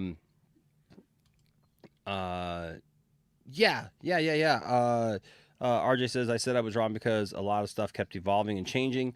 So what I once believed changed because new information came out. And that's fine. Some people, and RJ, I don't fault you for that. Some people, they need that. Some of us saw the writing on the wall. Some of us have that experience to like have gone through mergers, have gone through companies. Like I said, I've been part of a Fortune, I think, was it FedEx, a Fortune 10 company? Yeah, I mean, they're like in the top, at least they were in like the top 5. And so like I've been a part of that where they've done mergers and stuff like that. And so like when you go through that, you see how some of that stuff kind of works. I know Grace Randolph did you guys see Grace Randolph's meltdown today? Yeah, on Twitter. She's fucking Oh done. my god. Something to look forward to? Yeah, Grace Randolph just like went off today. She's just Oh, like, you don't know shit She's about been having merger. meltdowns since Jessica Chastain won Best Actress. So You don't know anything about corporate stuff. If you just wanted people to lose their job, Bro, and you blah, work with WB, Grace. What are you talking about, dummy? Yeah, Stupid. Well, something to look forward to and laugh at. Yeah, Bro, she works for WB, so what the fuck is you talking about? My God, you guys don't want to meet her male counterpart. Oh, dear God, no. Dear God. But so anyway, so that's that. Today is a day. I think that this is the start. This is the start. We got official confirmation. Ann Sarnoff is not going to be at Warner Brothers anymore. So yeah, I kind of made a little light of it. Ding dong, the witch is gone. But we shall see what more comes about from this. Now, maybe let's take a look at. So Warner Brothers Studios and Networks Group Chairman and CEO Ann Sarnoff is leaving her post as the company prepares to complete its $43 billion merger with Discovery by week's end. Sarnoff was informed by leadership on Tuesday. She was informed by leadership on Tuesday that her position would be eliminated. She was fired. There's no other way to put that. She was fired. That her position would be eliminated. One insider said the ground is shifting rapidly for executives and other divisions at the media giant as it nears the finish line of the merger deal that surprised Hollywood in May 2021. I want to thank Ann for all her leadership during a transformational period for the company and our industry. She has been a passionate and committed steward of the world's most formidable creative engine and has led with integrity. Sure. Focus and hard work in bringing Warner Media's businesses, brands, and workforce closer together, said David Zaslav, being nice and trying to save face. The incoming CEO of the merged Warner Brothers Discovery, Sarnoff joined the company in 2019 and counted a massive portfolio of brands under her purview, including the Warner Brothers Pictures Group, HBO and HBO Max, Warner Brothers Television, DC, WB Animation, TBS, TNT, and the Harry Potter Wizarding World. She also oversaw the Consumer Products and Experiences division. There is a lot of exciting momentum at the company, and I appreciate all her counsel and partnership the last few months, putting us in a position to succeed as we launch Warner Brothers Discovery. We all wish her great success in the future, Zaslav concluded.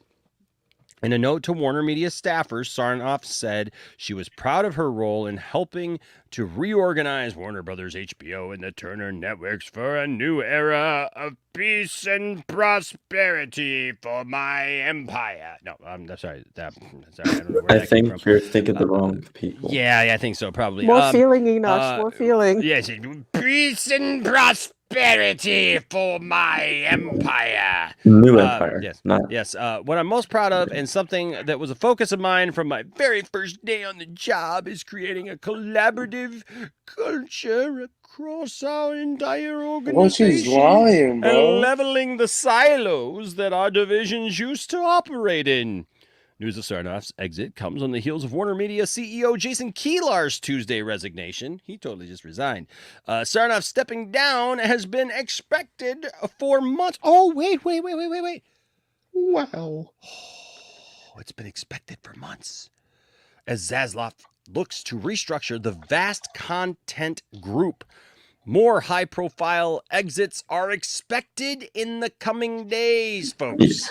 Yeah, because I'll say this is that when you like start a merger, or you're supposed to have at least 5 people to let go and 5 people to bring in, at the least, if you are going to do a merger like this. Yes. So, yes. Keelar so 2 more also people. praised Sarnoff for her tenure at the studio, calling her a world-class bullshitter. I mean, world-class executive, and the definition. We know her next job. She's gonna she's gonna be a YouTuber. Prior to Warner Media, Sarnoff, you like that, Thade? Some people will understand that. Maybe not everybody will be able to appreciate it, but yes. I got it. I yes, got it. you got it. You got it. You know what's going on here. Yeah. The kids don't know, but we know what's going on. It's like that. That's a Quagmire. We know what's going on over here as we pull the beads. All right. Here is the full internal. Yes, giggity. Memo Sarnoff sent to Warner Brothers or Warner Media staffers It's a Tuesday. long one. Dear team, is it that long? It's like basically 2 pages long. Oh, Holy hell no. This is a freaking paragraph. Dude, this thing is long-winded as hell. She's like mentioning. Hold on. She's like mentioning every. You know what this is? This is all to save face. This is for her next. This is for her next job. She's going to Look, Disney. look. Dude, I this is an can offshoot boil of down Thank You everything. I can boil down everything. In What, that whole 2 thing. words? No, not to 2 words. To 2 words. Actually, 2. 4 words. gonna play You the ready? video? Four You gonna words. play the Four video? 4 words. This is actually what she said. This is actually what she meant. Like beef. I smell like beef. I smell like beef. I smell like beef. I smell like beef. I smell like beef. I smell like beef. I smell like beef. Oh my Wow. God. You smell I'm like beef. terrified. What the hell? These, That's kidding, these brother. babies be She doing smells some- like beef, ladies and gentlemen. It's these true. babies be like I mean, I smell like making eggs in the morning, faces, saying things. I'm just like, When did Jalen get in here?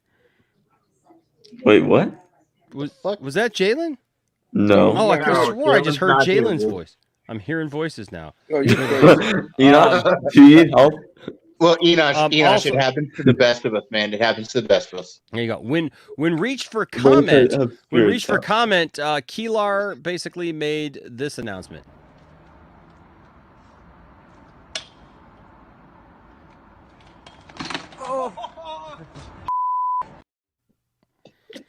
Zaslav, when reached for comment, had this to say. You might not like it, but this is what the peak male athletic form looks like. What? Okay. I mean, it is true. Sure, I guess. I will say this. At least he's, Oh, will say man. this. I gotta will say that this. was one of the best combinations of videos I think I've put together in a while. Hey, at least he cares about his body. Yes.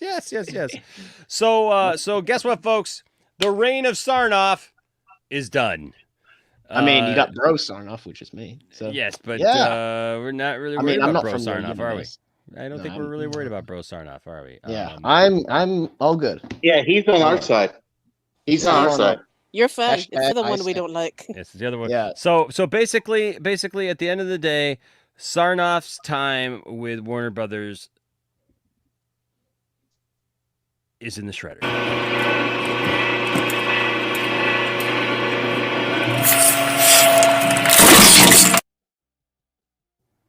And we don't have to see that anymore. Oh, what the hell are in those eyes? Like, Jesus Christ. I don't know. I mean, we do that to it could Warner be. It could be worse. It could be worse. They could be robbed. It's about drive. It's about power. We stay hungry. We devour. Put in the work. Put in the hours and take what's ours. I mean, we I do don't know, that. but somehow that's therapeutic watching things get Well, he chopped is up in right that about the shredder rock, thing. though. Oh, isn't it? It is.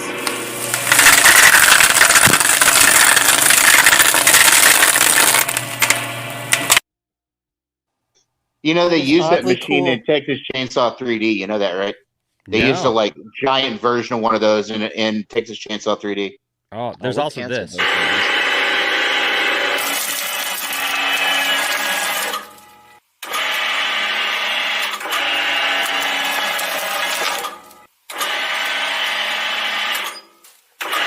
That's fucked up.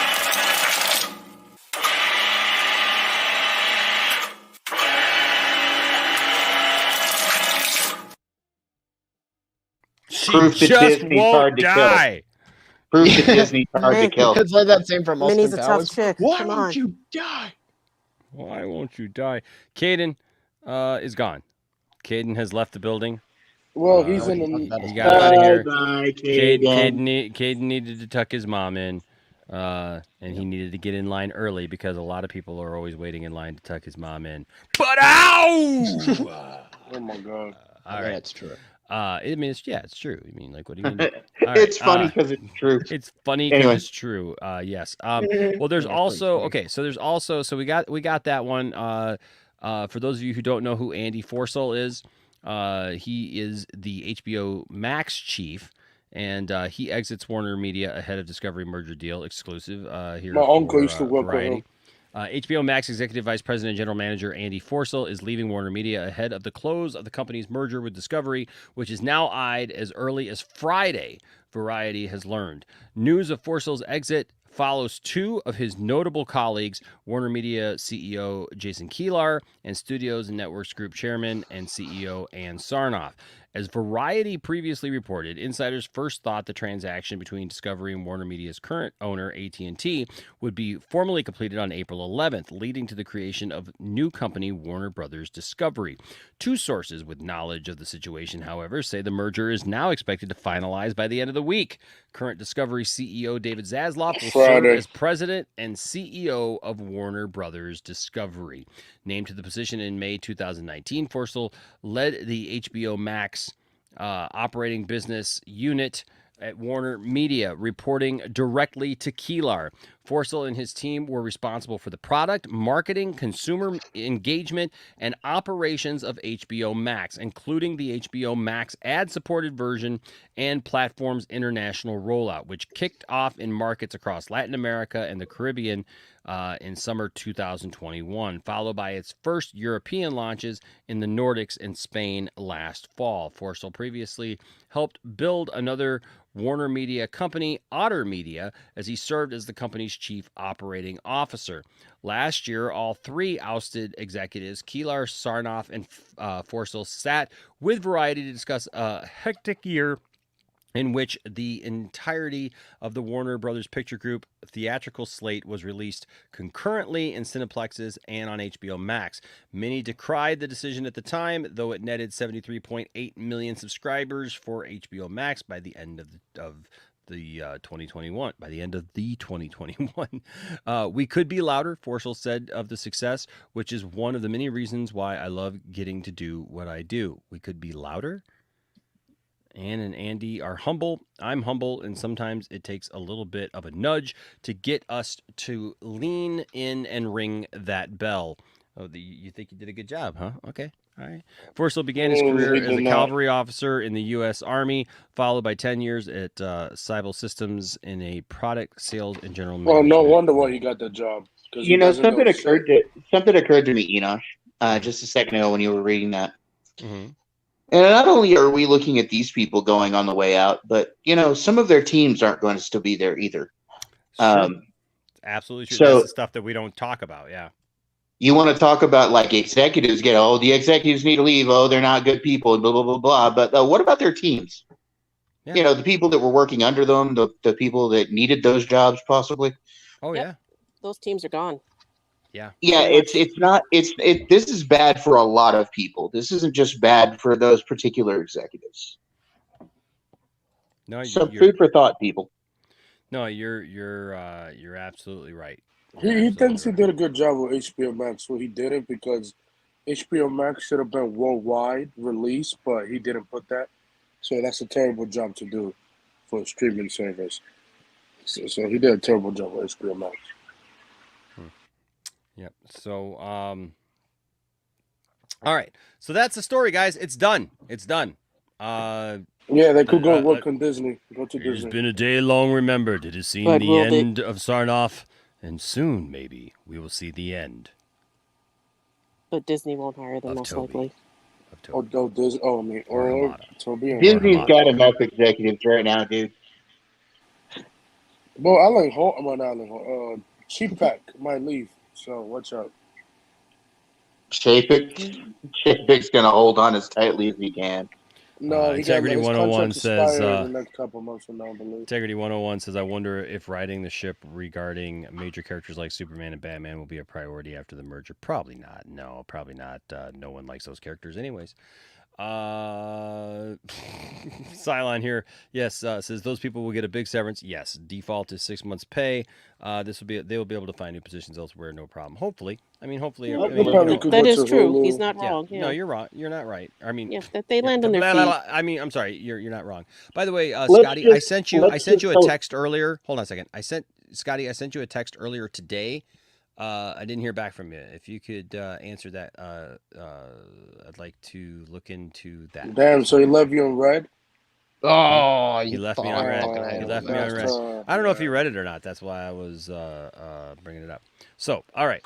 So, now, look, somebody that I always say, you might not like him. I don't always like... I don't understand why people hate him so much. We've talked about it many, many times. He's literally one of the reasons why a lot of us have got into this space of talking about these things like we do now. But people, they don't like John Campea. I don't always like his takes. I think sometimes he can be very arrogant. I think sometimes he can act like a know-it-all.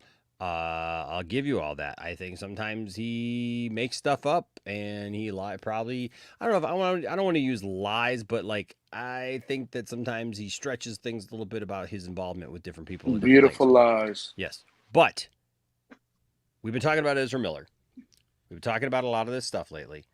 And, he had something interesting that I wanted us to see. He claims that he has an inside source with Warner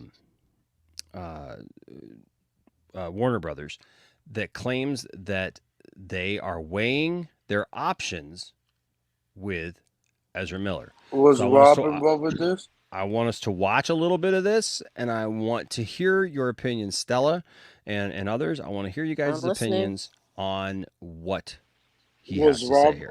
Chris, what is our fifth main topic today? Oof, my goof. It comes from Lou A. I was listening to your most recent mailbag, and you mentioned that even if WB wanted to get rid of Ezra Miller, they really couldn't until after the movie comes out because they can't have that kind of negative PR. I get that, but don't they risk even more negative PR if they do nothing? Between his violent outbursts and strange online messages, isn't Ezra basically a powder keg right now that could go off at any time? All right. Thanks a lot for sending that in. Okay. So here's the thing. I have said, obviously we've been covering the Ezra Miller drama here for a while this last couple of weeks. Obviously there was the incident where he got arrested. And then after that, we find out there was a restraining order put against him for another thing that he did. This, of course, all ties back then to some really peculiar online things that he did. Then obviously going all the way back to the choking the girl out front of the thing and everything. Now, to give context and just to lay the groundwork here, this goes back to that incident 2 years ago where Warner Brothers did nothing about the whole incident of Ezra Miller being caught on tape, literally, who after being thrown out of a bar, literally grabbing a girl by the throat and taking them to the ground. Okay, so Warner Brothers did nothing. Their philosophy was, shh, don't talk about it and everything. Of course, there's a lot of people who said this is only going to embolden their behavior. This is only going to embolden Ezra Miller's behavior. And now we're seeing a lot of stuff. Then more stories came out that like Hilo police were called like 10 times in terms of a week over Ezra Miller and stuff like that. Is just the craziest stuff. Now, I have said on this show that there is nothing you can do about the upcoming Flash movie. There's nothing you can do about it. It's done. It's shot. You cannot recast it. You cannot redo it. You can't CGI it. It's done. And somebody did bring up on the mailbag I did yesterday, and they asked, you know, I mean, something needs to be done about Ezra Miller now. They just need to publicly say they fired him from Flash now. But you can't do that. This is what I said yesterday. I said you cannot do that because you got the movie coming out. Even if, and that's a big if, even if Warner Brothers was so inclined to part ways with Ezra Miller, and we don't know that they are, but even if they wanted to do that, they would never make that public until after the Flash movie came out. Case in point, I point you and direct the court back to the whole issue of Ben Affleck was being done as Batman, which I told people for a long time and nobody believed it. And then the whole incident at Comic-Con happened where they had the WB panel, and what happened? Ben Affleck got on stage. Oh yeah, I'm still Batman. I love being Batman. It was all a lie. We understood why, because he's being a professional. He's trying to sell the movie. And if you make the story that he's out as Batman, that's going to hurt the movie. That's the way Warner Brothers, that's their playbook. Deny. Shh, shh, shh. Don't talk about it. That is Warner Brothers playbook. And so I've said for a long time, you cannot fire him before this thing comes out. There's no going back on that, blah, blah, blah, blah, blah. Now,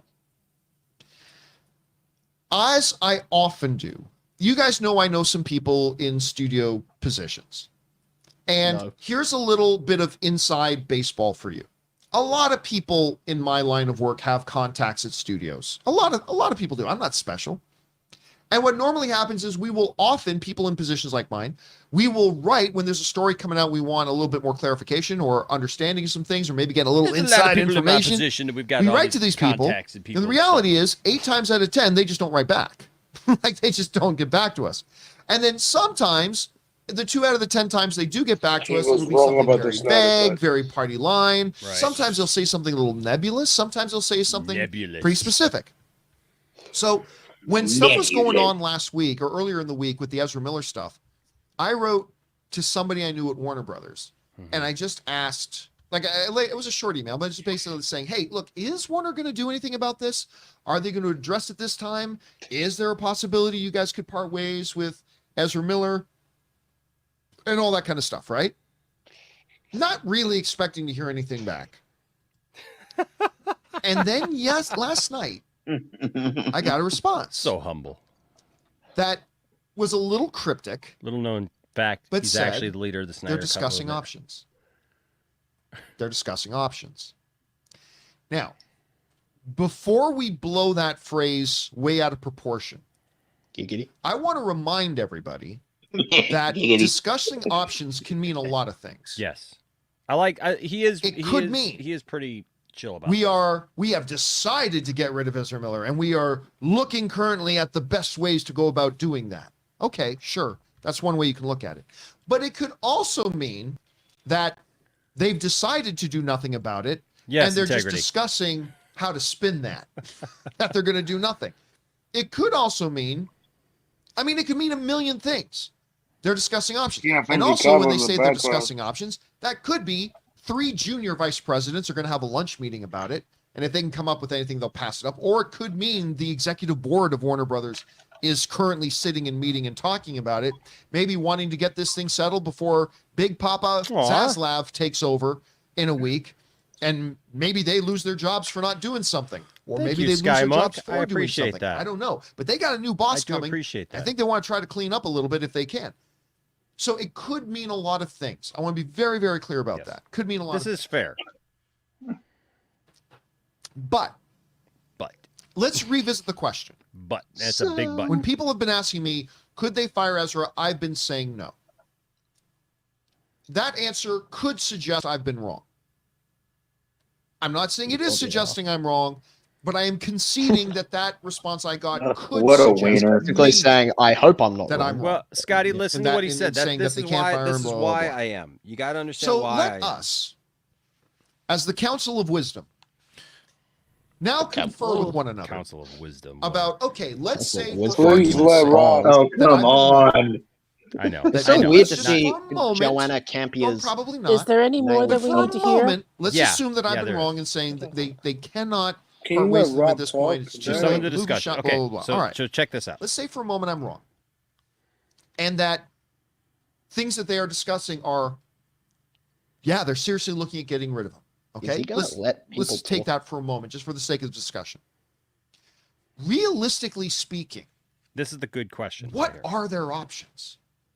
Now remember, the movie is shot. He's being It's being over done. the, It's in over the the can. top, but It's not a coming good out for question. a while. Like what month in 2023, Ray? Can you look that up for us? When does the Flash come out? I remember they just recently moved to Bro, 2023. let Rob talk, bro. So I mean, it might be another full year away. I mean, I don't know. But I don't know.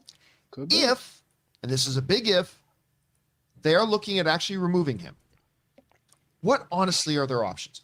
I want to propose a couple, and I want to see what you guys would add to that list and which one you think it would be. Option number one is do nothing. That has been their playbook. Do nothing.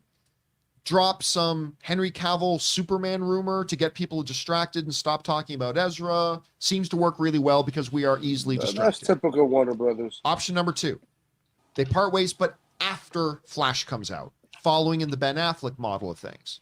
Did you get that release date? June 23. So June, so over a year away. So there is time to do something if they want to. So option number one, do nothing. Option number two, decide to quietly part ways, but don't let anybody know that until after the Flash movie comes out. Then you get into some more of the extreme possibilities.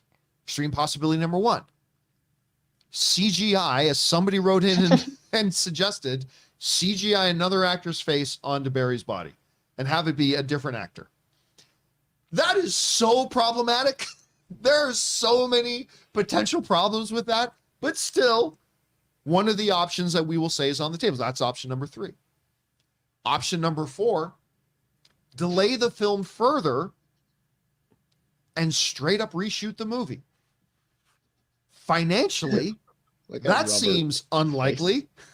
And again, extremely problematic. Not to mention, next week, a new boss takes over.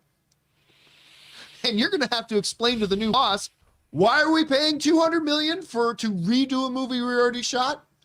But again, it is one of the options on the table. Another option, announce that they have fired Ezra Miller quickly so that they've got a year for that to kind of blow over, and then the final movie that he appears in comes out. That's not a terrible option. So those are a couple I've come up with here. Rob, let me throw this over to you. Bro, just let Rob talk. Jesus. I know, right? Rob's been here on this channel. We let him which talk. there's no basis for this. think Rob could I actually Let's like assume Rob. for a moment that in discussing their options, one of the things they've seriously got on the table is the idea they're going to part ways with Ezra Miller. If that were the case, what other options do they have other than the ones I've mentioned? And if you don't have any more, which one of the options that we've talked about seems to be the most likely or the most plausible that they could employ if they wanted to? Well, remember, most people in the world aren't paying that much attention to this story. So the studio has the option. You could wait for it to blow over. Or if Ezra, it seems to me this kind of behavior, this erratic behavior, something is not right. A miss. Not wrong. Is a miss. Yes, that's a good way of putting it. It's a miss. And if they can find some way to get Ezra Miller the help or find out what's going on and maybe alleviate that problem, that would be to have Ezra Miller get some help and then maybe come out in 6 months and issue an apology. People won't even remember what he's apologizing for, but he can come out and be, concede and say, look, I was wrong, and everyone loves to forgive and then move on. They still have another 6 months before the movie comes out. I love though how here they're not even entertaining, and it gets worse. And I mean, because like literally even Rob, who usually You get pissed. Rob usually does a really good job of talking about stuff. Rob like expands on what he's saying here, as if to say that Ezra could come out and say, "Look, I was going through a bad thing. I was a maniac." He literally uses that word. I was a maniac, and I've gotten help or whatever. They don't even entertain the idea that some of this stuff, like, is this circumstantial evidence that we've seen so far that we've seen, and that like whenever this court case comes out or what the court date or whatever, that new information could come out. Maybe he's not so crazy. They talk about the choke slamming the girl again. Everybody keeps going back to that, but again, we've watched that head just over and over and over again.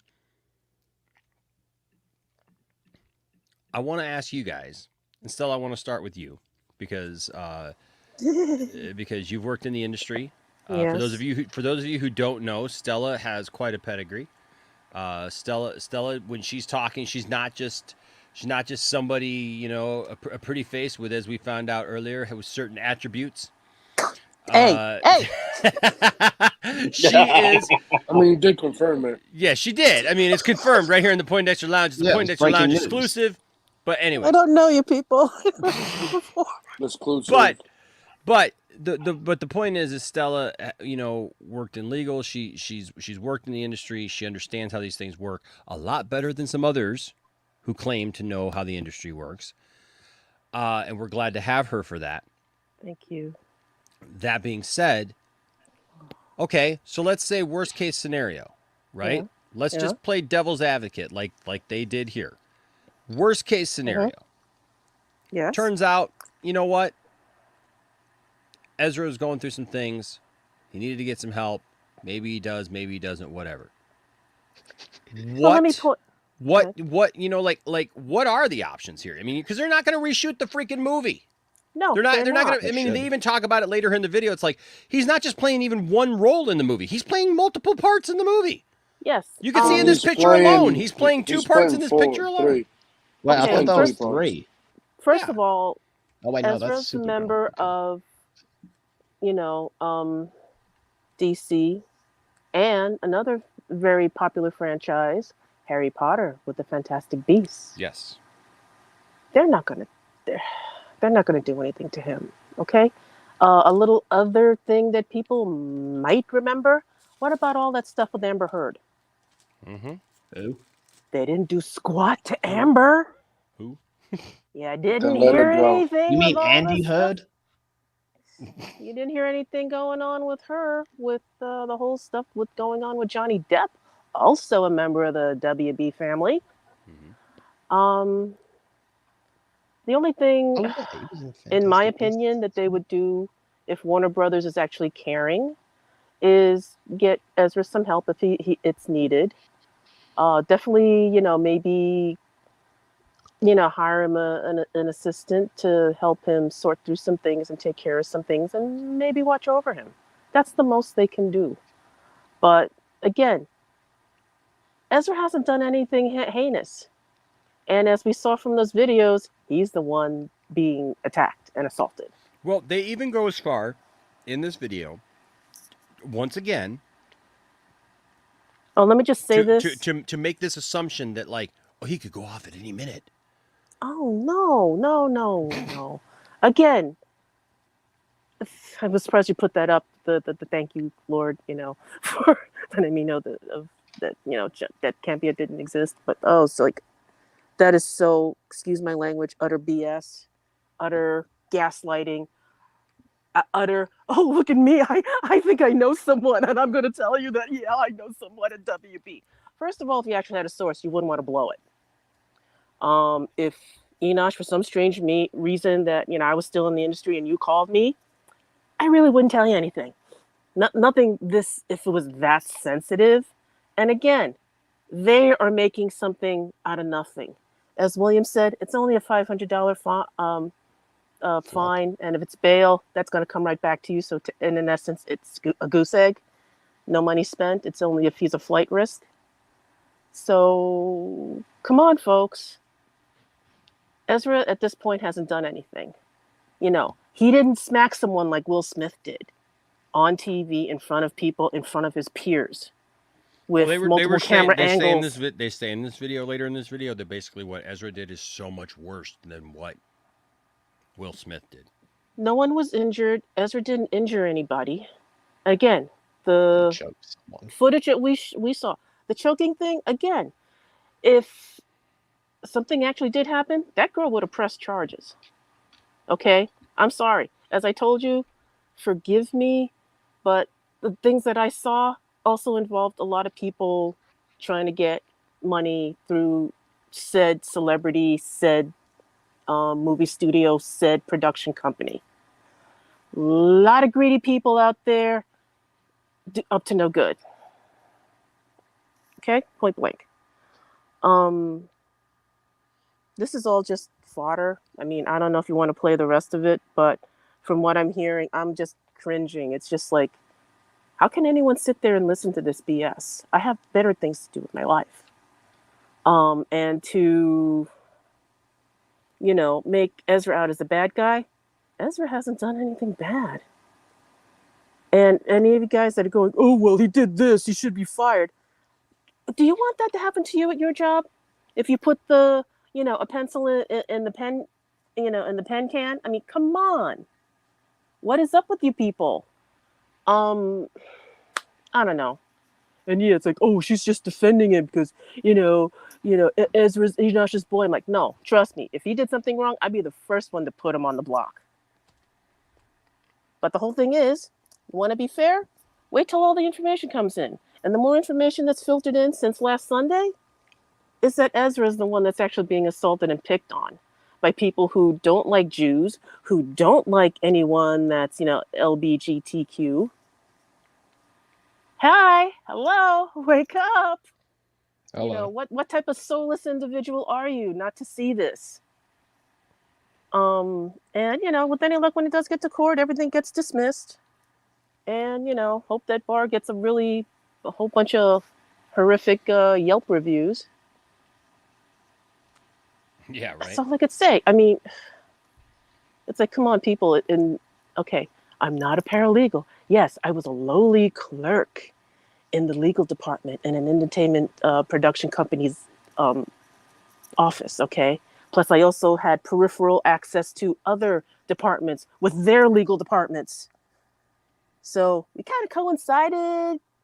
You know, maybe we compared notes at lunchtime. Okay. But in the grand scheme of things, this ain't nothing, honey, compared to the stuff I saw. So, Skymonk, I think we should be fair because what you're saying here, though, like I would put it the other way. So you got to start off with allegedly as being the key word there, because we don't have all the information yet, and that's the point. And you know, like I'm sure that there was an altercation. I'm sure that there were things exchanged. The problem is we don't know what the other side of that is. We don't know what the people said to him. We've been told what supposedly he said to them. But my whole point on this is we got to wait until we get all the information. I'm really shocked. I guess I shouldn't be, but I'm really shocked to hear like these major outlets now trying to pick up this story, like, you know, just trying to throw him under the bus. And I'm trying to ask myself the question now, like, what did Ezra Miller do to these people? Like, we've been asking that kind of question in jest, you know, about Zack Snyder now for a while. But my God, like, what did Ezra do that it's like the minute that I mean, I have literally heard of celebrities getting in so much worse. I mean, I'm talking domestic abuse. I'm talking flat out like we saw this last year, man. Like firing a gun on the set of a movie that kills someone. You know, just all these other things. Like, I've seen so much over the years of people who've done things involving drugs, involving alcohol. We've seen people go through rehab. We just literally saw on the same night that he supposedly got, that he got arrested for disorderly conduct for getting into an altercation where nobody was assaulted, nobody was actually hurt. He didn't hit anybody. He didn't do anything. We literally saw Will Smith go up and hit somebody on stage at the Oscars. So why the focus on Ezra? I'm not saying don't focus on Ezra. I'm not saying, hey, don't be concerned. Don't look into it. Don't see if maybe Ezra does need some help. But to just assume that like it really bothers me later in this video when Robert says, and I like Robert. Robert's been on this show several times. I like Robert a lot. But when Robert says, like, he could come back and say, look, I was a maniac. I made these bad choices. It just. So I would think my first thought would be that option. Let's see what's going on, find out what's going on. We can get him some help, get him the help he needs. He comes out and apologizes, because there's not only money invested in this movie, John. He's a part of Warner Brothers. He was the Flash. We saw him a glimpse of him in Batman v Superman. He was in Justice League. He's in Flash. They didn't just make this movie thinking they're going to make a one-off. They want to make Flash movies. And if that's the case and they still think they're viable, I mean, it's too bad it happened to this. Of all the movies they've been making, they've been trying to make this movie since 1937. And I mean, for all of the movies that this has happened to, it's such an unfortunate situation. But I don't think reshooting the movie, I don't really think is an option, because he's not just playing Flash, he's playing another version of Barry Allen. Apparently there's multiple versions of him. Reshooting this, I just can't see them doing that. Maybe deep fake technology, but then that's going to draw so much attention to itself. It's going to be a mess. And SAG's going to freak out. Yeah, it's just going to be SAG will freak out. SAG will freak out. It'll just be a mess. And I think that there's no real option than to ride out this storm, some way, shape, or form. I think the best way is, let's figure out what's going on with Ezra Miller. Let's get him the help he needs. He gets cleaned up. He comes out and says, I was a maniac. I'm sorry. I was a wild man. I was Keith Richards in the late 60s. I'm sorry. What? And hopefully that'll work out. But I don't see there's any real option, because this is not a cheap film. So that's, I don't know. Does anybody else have any thoughts? William, you've joined us. Thade, it sounds like you had an idea there, because I know William will be very intense. Thade, did you have something there? Okay, like you said, context is everything. We haven't heard both sides of the story, and I never make a decision until I hear both sides of something. Yes. The only thing that I will say here is that I do believe Ezra probably does need to get some help. Again, not judging, just saying, like, he's had some stuff go on. Even if the things we've seen or heard are not true, it's still he has some. I don't want to say issues, but he has some stuff going on in his life from what we've heard, and I think he might need to get a little help, maybe a little counseling. Everybody can use a little counseling from time to time. Absolutely, I've been there myself. Yeah, I mean, I see a counselor 2 times a week, so yeah, I get you. That being said, man, like, I don't think we should just give up on Ezra. And that's just coming from my own experience. I remember a time in my life where I was really bad on the drugs, and nobody wanted to help me. Everybody wanted to throw me away, and I had to do it alone. I had to face that demon alone with myself, and it wasn't easy, and I felt really alone. So I can feel where, like, Ezra's human. He's a little weird. He's a little out there, but he's still a human being, and I think that we should give that chance to get help and not push it. Getting rid of him, I say help before consequences in this case.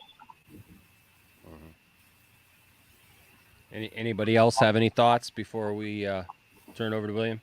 Nope. To William the Wise we go. I say, I agree with Rob. I like what Rob said. Young Campea is an idiot. But like, Ezra, I mean, he has issues, personal issues, and that's it. We don't know what's going on with his partner, his mindset, and they're not going to remove him in the movie. They're not going to spend over another $200 million in a movie. That'd be like another Justice League situation. They're not going to do that. So they can't even remove a mustache, apparently. Yeah, they can't remove a mustache. Yeah, like that would cost too much money to do that. So I mean, I hope Ezra gets some help or whatever's going on in his brain. And yeah, he's not gonna. Warner Brothers is gonna stay quiet. That's what they're gonna do. They did it with Amber Heard, and they're gonna do it with Ezra Miller. They did it last year too, so they're gonna keep doing that. Just stay quiet, and that's all. Yeah. William, what do you think, man? There, whether he's guilty of anything or not, there needs to be some concern about, regardless to what we know, the full length of the situation. That's a totally different situation. He's in the vicinity of some things that if I am a person of concern or somebody who's doing business, somebody who's alongside him, there is some concerns. What needs to happen in the worst case scenario, he's not going to get fired. He's not going. There's just not enough legal procedure there. I mean, like I said, the $500 bail tells me as much as I need to learn. If he was a flight risk, but it's a huge major thing, William, on YouTube. But like I said, the other 99% of the universe doesn't really care. So, but you're just downplaying it because you like him, because you like the Snyderverse, William. No, you take Ezra's name off of it, you take anybody's name off it, I would be concerned. And if I'm Warner Brothers, worst case scenario is as part of the stipulation going forward, as far as his contract, as far as his bonus part, anything like that, I say as a condition, we want you to hire somebody. You hire him, we don't pick him. Somebody that's with you at all times, all right, with you in these common areas. You know, not when you're in your home and all that, but when we go out to these hot spots and these places, there's somebody there along with you as part of the decision-making process that says, you know what, this is a bad situation. I've done some research on this club. I've done some research on this bar, and I don't think it's a good place for us. And as a part of that contract and a part of those stipulation, he has to abide by certain things. And if he does all these things, you know, there's no problem. But he is an investment. He is an investment not only in two different franchises, and there should be some concern, whether you believe he did anything or not. He is in the vicinity of things. There is a pattern of him being in places where things are not going right. So if I'm Warner Brothers, I want somebody in there to make sure that the odds are in his favor, that he doesn't get caught up in that situation. Or if the heat rises, that person gets him out of that situation and keeps people away from him. That person's a buffer, like some random knucklehead who's, you know, has had too many to drink, just can't get get that close to Ezra Miller. And if Ezra Miller's had a couple back, you know, and he's not driving, it's legal, and he gets a little bit tipsy, that person is a buffer between Ezra and everybody else. And that just really, you know, that happens a lot. That happens more so in the music industry than anything. But in a situation like this, a lot of musicians getting in a whole lot worse. Destruction of property, fights. Yeah, that's what I and maybe that's just my thing, because like I'm used to that world, right? I'm used to looking at musicians and things like that. They like do these awful, horrible things, like get into these huge fights and destroy property and destroy hotel rooms and do like these major things. And people are like, well, he lunged at a guy, and I'm like, what? He knocked a microphone out of a girl's hand. Okay. And there needs to be somebody there that says, you know what, the situation here is not to our liking. Ezra, let's go. And there needs to be an agreement that when that guy says, well, he's with his friend. Like, no, I'm not talking about a friend. I'm talking about an advocate that is a professional person that it is their job to read the room, to read the atmosphere and say, you know what, this is okay for us or this is bad for us. Let's leave. Let's find another place or let's go home. Well, I think somebody earlier in the chat said he needs to stop going to like these these bars, these bars or these places that just get takeaway. That you know have an issue with who he is as a person. And well, it's decision-making process. Whatever you want to say about Ezra Miller, good or bad, there's a decision-making process here, in my opinion, that could be better. And needs to be somebody there, another voice on that shoulder that says, you know what, let's just go, or let's not even be there, Or you know what, Ezra? Guess what? I just pulled up on my pad here some reviews about this place or some issues about this place. Is this the place you really want to go?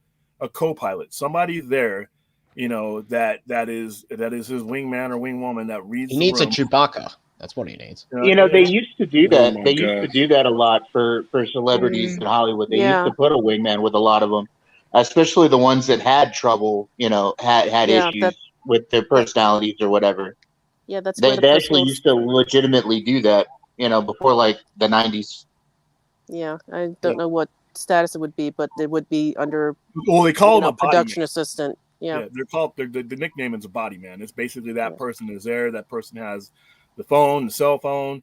They're that person, and if that person holds a potty, Derek Jeter had a situation like this where Derek Jeter's body man, a person would control the entire environment around him. So most of the times, Derek Jeter would hold his party at his house, so he controlled who came in. He controlled. You had to turn in your cell phone. You had to turn in everything, and they had security there. He controlled the entire atmosphere, so nothing ever happened, and nothing could ever be misperceived. So some jackass with a cell phone couldn't come in and take snippets of something, put it on YouTube, and put it in the atmosphere out of context. They controlled their type of environment, and that's what that person does. That's literally their profession. And Ezra having one wouldn't be any different than any other star, even ones that don't have trouble. If you want to protect your perception, and you're an actor, your job is to act. There's other people that do that for you, and that's all he really needs. But as far as what Campea said and all that, to be honest with you, he went on the fringe extremes of certain things, and that's just what he is. That's why he has what he has.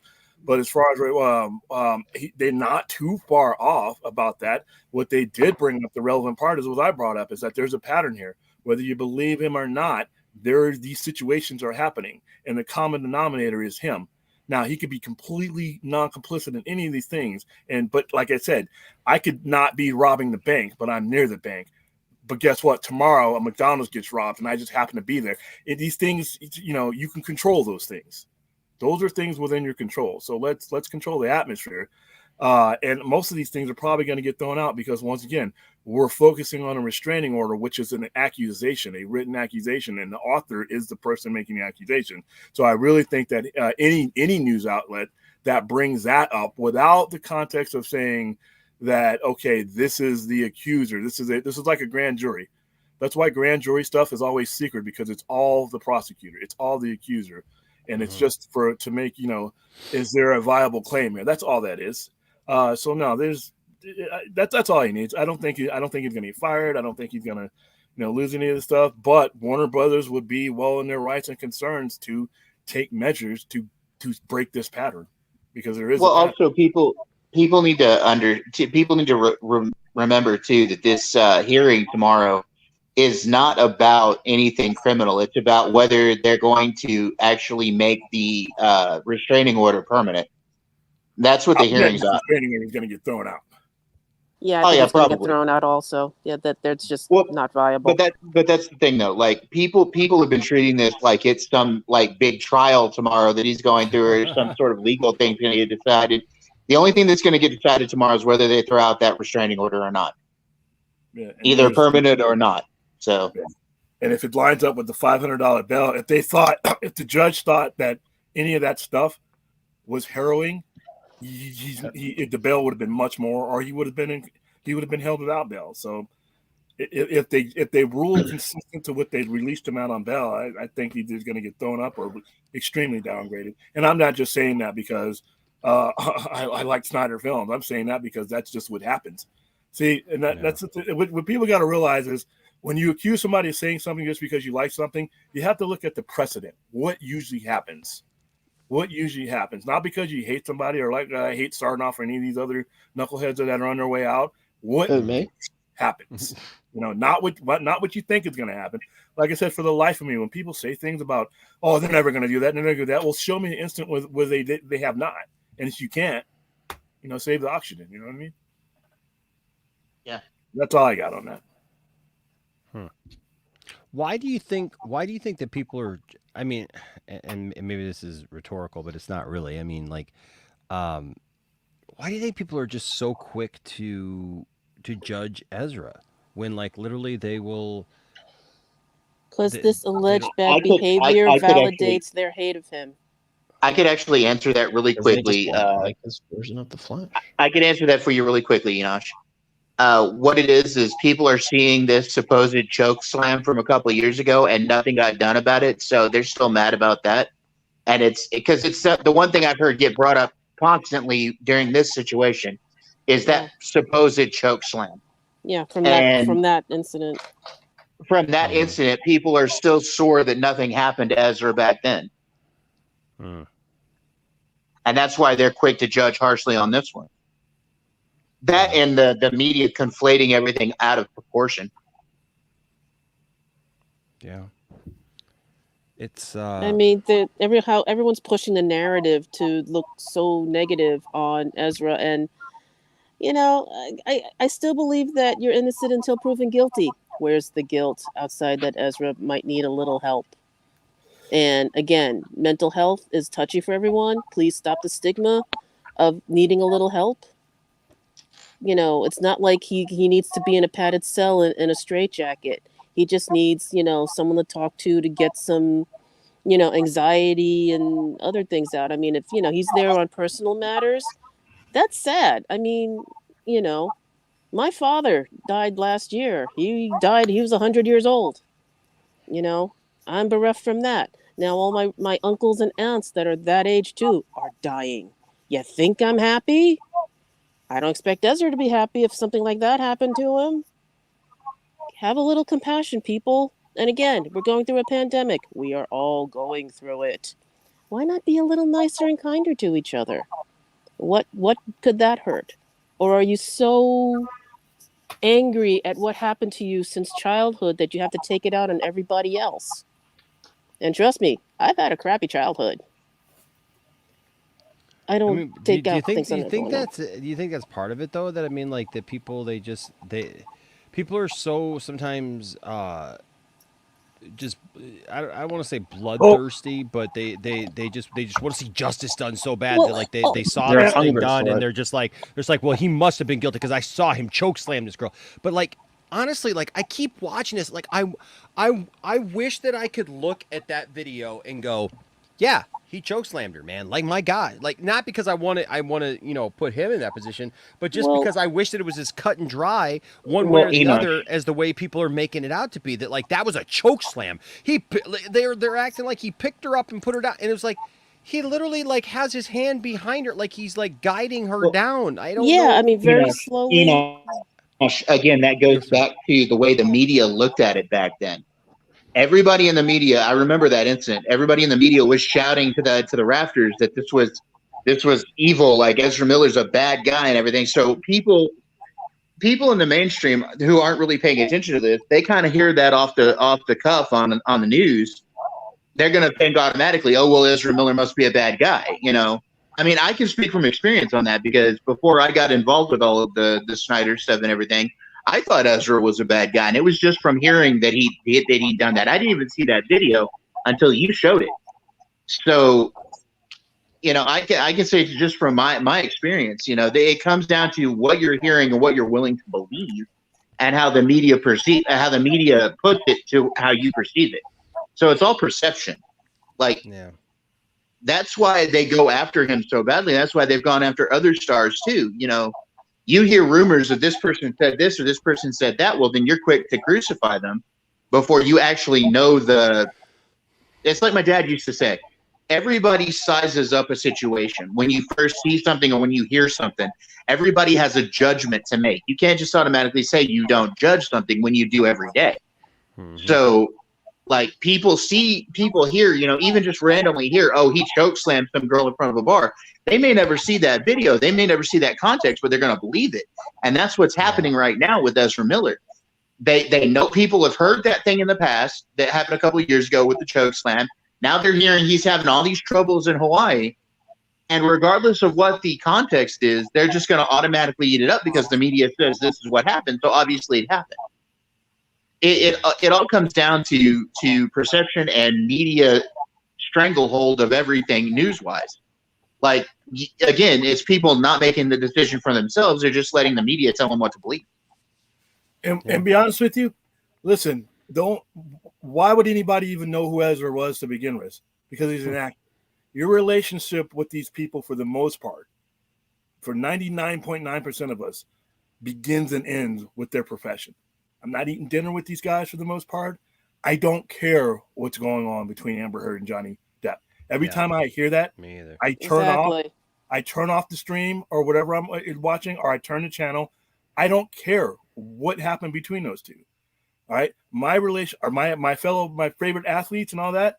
My relationship begins and ends with them when I'm watching you. If you're a basketball player and you can put that ball in that hoop, and you can make it so I wear my championship hat or my shirt, that's where our relationship begins and ends. What you do outside, now, if you get arrested for something like that, if I'm not on the jury, I don't give a damn. Now, if you're found guilty, that's one thing. Now you're you're criminal and you do your due diligence as far as the system goes.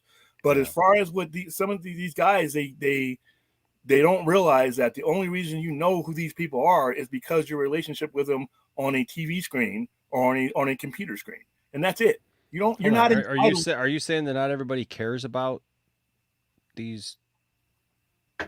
No, I think that what the problem is to be honest with you, what happened to some of these guys' lives, for the most part, it's not anybody's business. To be honest with you, and I think we put too much into it. We can be concerned in one thing, but we've gotten to the point now where we're drawing conclusions for people for most of us, we don't know. We don't know what's going on in their lives. We weren't there in the situation. I mean, and your coworkers, you could work in a warehouse full of people and you wouldn't be as up in their business as this. Your relationship with your coworkers is why, because you guys are there to carry out a common task. But when we extend it beyond that, sometimes we start piecing together things that just are not ours to piece together. And we end up painting pictures of people that, are most of the part inaccurate.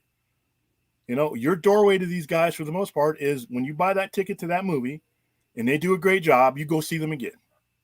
Yeah. What goes on in their personal lives, who they're banging, who they're not banging, who they're in a divorce with, who they're, in an argument, a domestic. Well, I don't give a damn about Johnny Depp and Amber Heard's domestic dispute. Why? Because it's a domestic dispute. But it's super important, William. If Amber Heard does a great job in a movie I'm going to see, this is not going to stop me from going to see her. Same thing with Johnny Depp. Don't care. Right?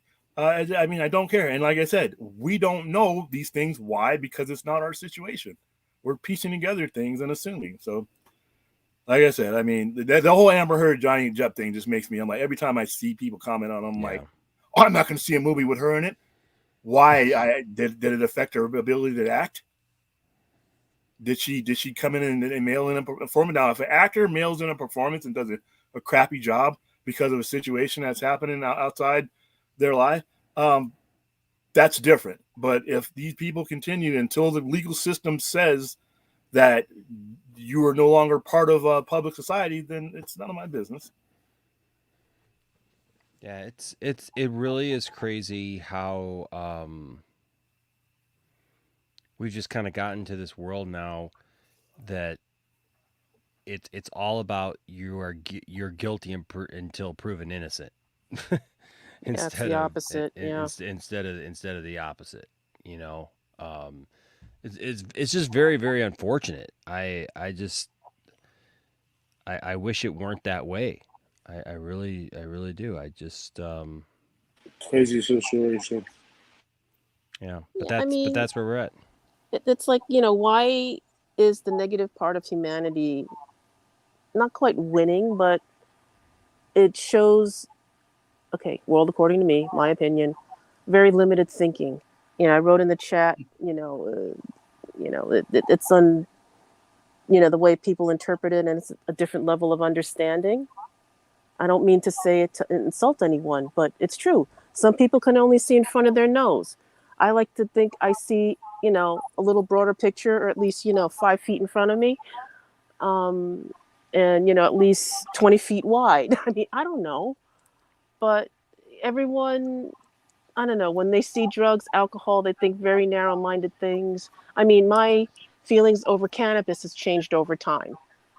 I'm in constant pain. I need pain management. I need replacement knee surgery, which I cannot get because I am poor, because I got screwed over by all the medical companies and my old job. But anyway, you know,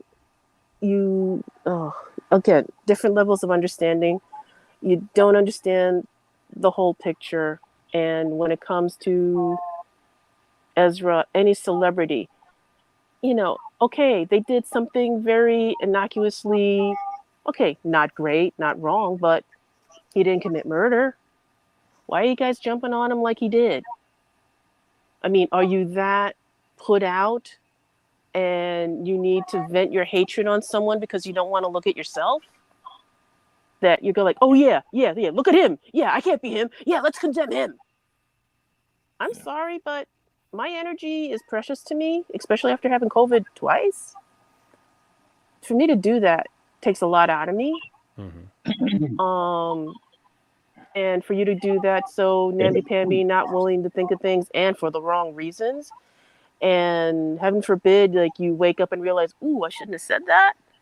You're not going to. You're just going to keep shouting stuff out of your mouth and making a fool of yourself. But if that's what you want to do, fine.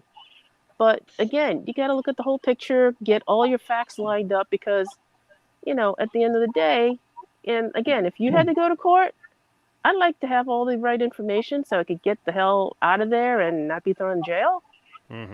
But I just wouldn't condemn anyone. That's all. The key point here is fans don't understand due process. Everybody gets due process. Serial killers who admit they did it on TV get due process. So celebrities and all these other people that we see in the limelight, they get due process too, whether you like them or not. And I think the thing that Warner Brothers will do, no doubt, one way or another, is let that process run out. Because right now, if tomorrow and within the next week, we don't know, things to get thrown out of court. Now we have nothing. We've been talking for 7 days about nothing. They can still have a conversation with him about, hey, let's not get that close again to these situations. But the conversation changes based on what the due process ends up being. So I think I said that fans see things on TV and they don't realize that, there is a process in place to handle it, and it's not fandom.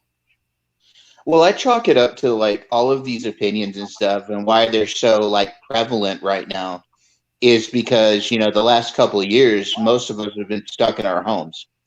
And a lot of us have suddenly become armchair decision makers on everything. And, like personally, I could give a crap less, what happens with Ezra. If he gets, if there really is something to be charged with and he is responsible for something, well, then wrong is wrong.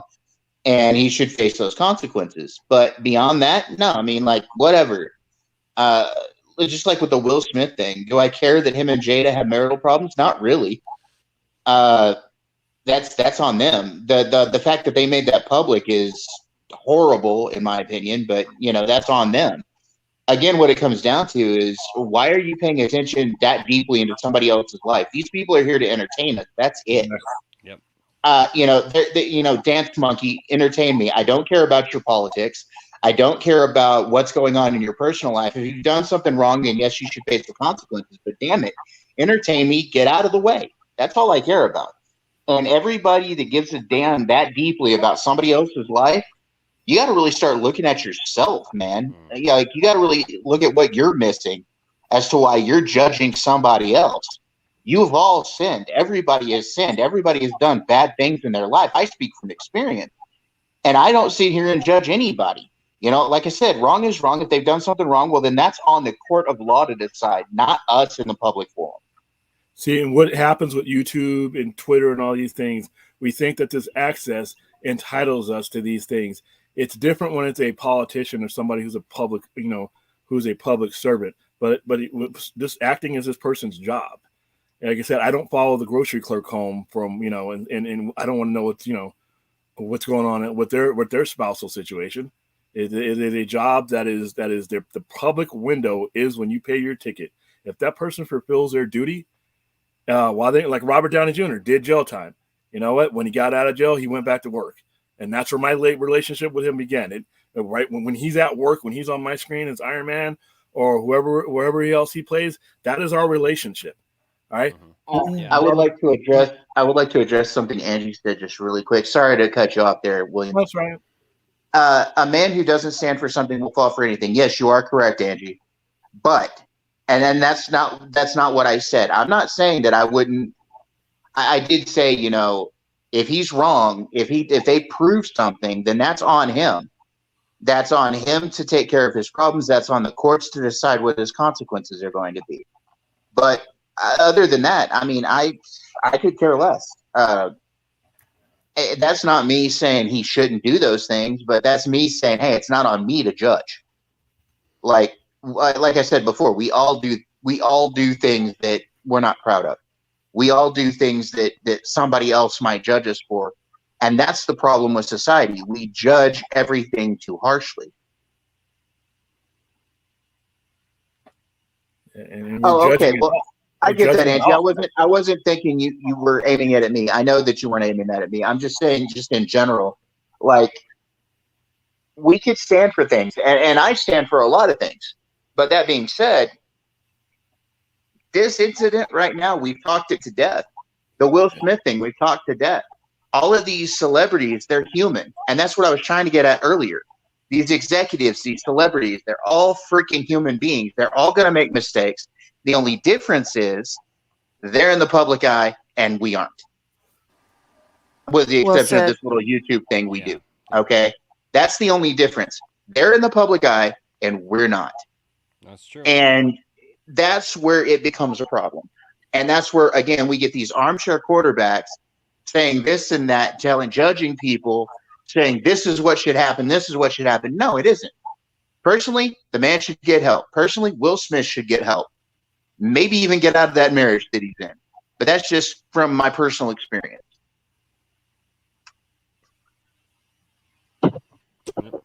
Well, you know, like I said, we're gonna keep an eye on it. More information should be coming out. Like I'm kind of all talked out about it, but it's just interesting to me because I think that we have to have these kind of conversations about who we are as humans, about who we are as people, and judge things for what is actually there.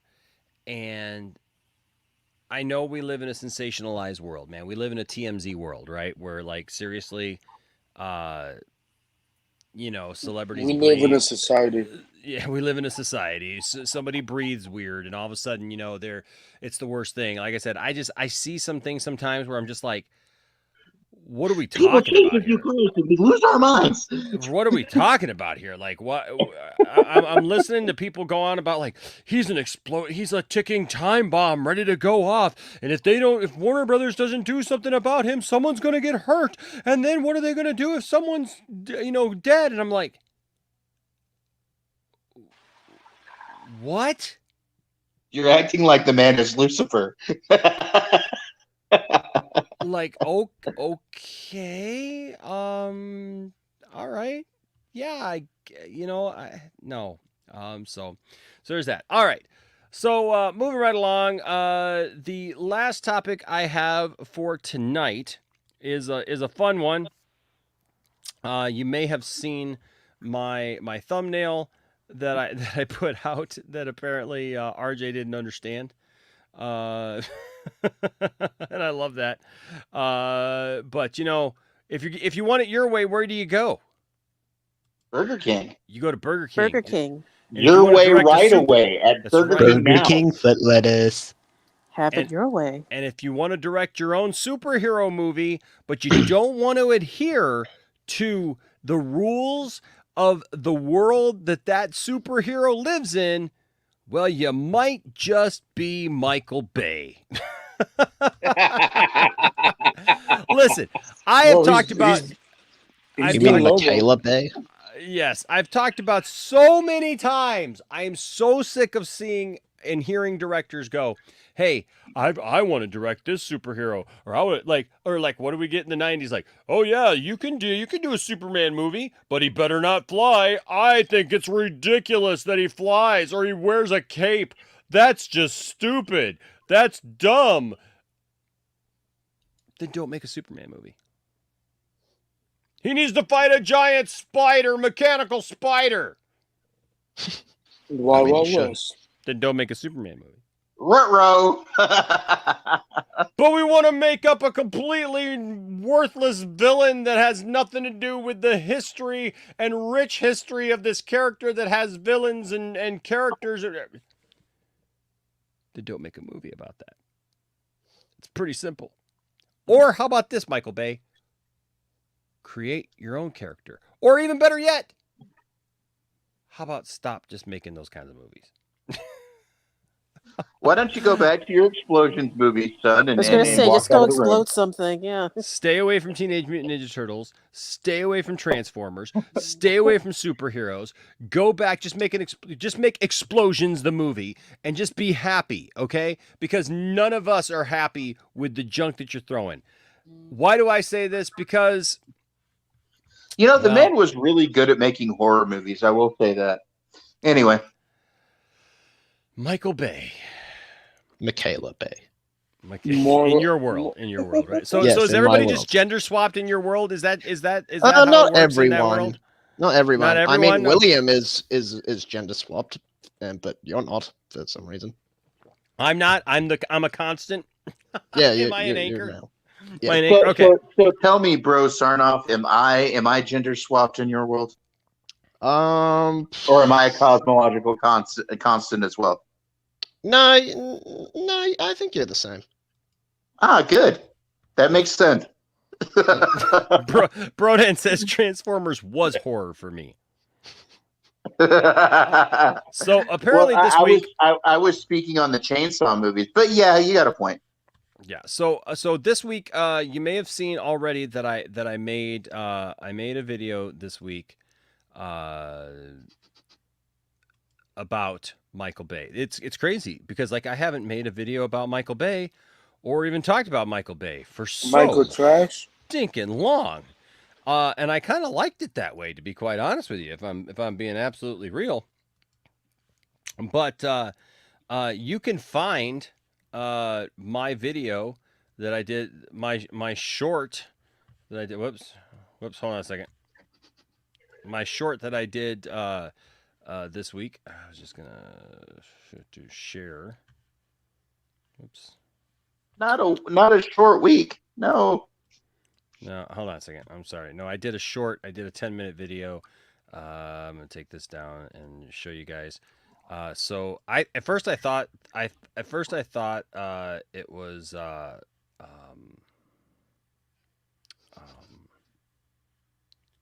thought it was a joke. I thought it was an April Fool's Day joke. That Michael Bay admits I've made too many Transformers movies. But it's true. He said that Spielberg told him to stop at 3, and he just kept getting sucked back in. The money, the whatnot. Yeah, that Paramount money. I'm telling you. I swear to God, I made this thumbnail, and I looked just for the most basic picture of Optimus Prime that I could possibly look for, and even this looks like way too much. It looks like way overdone and over the top. And I was just like, Joe. Okay, hot take. I actually liked a couple of those Transformers movies. Well, yeah, there's the first one is good. It's good. I liked Bumblebee. Yeah, but he didn't do Bumblebee. I know. He didn't do Bumblebee. and look, I will show you. So at the beginning of when we did our trailer reaction for Bumblebee, have you ever seen my reaction to the trailer for Bumblebee? No. This was my reaction right here.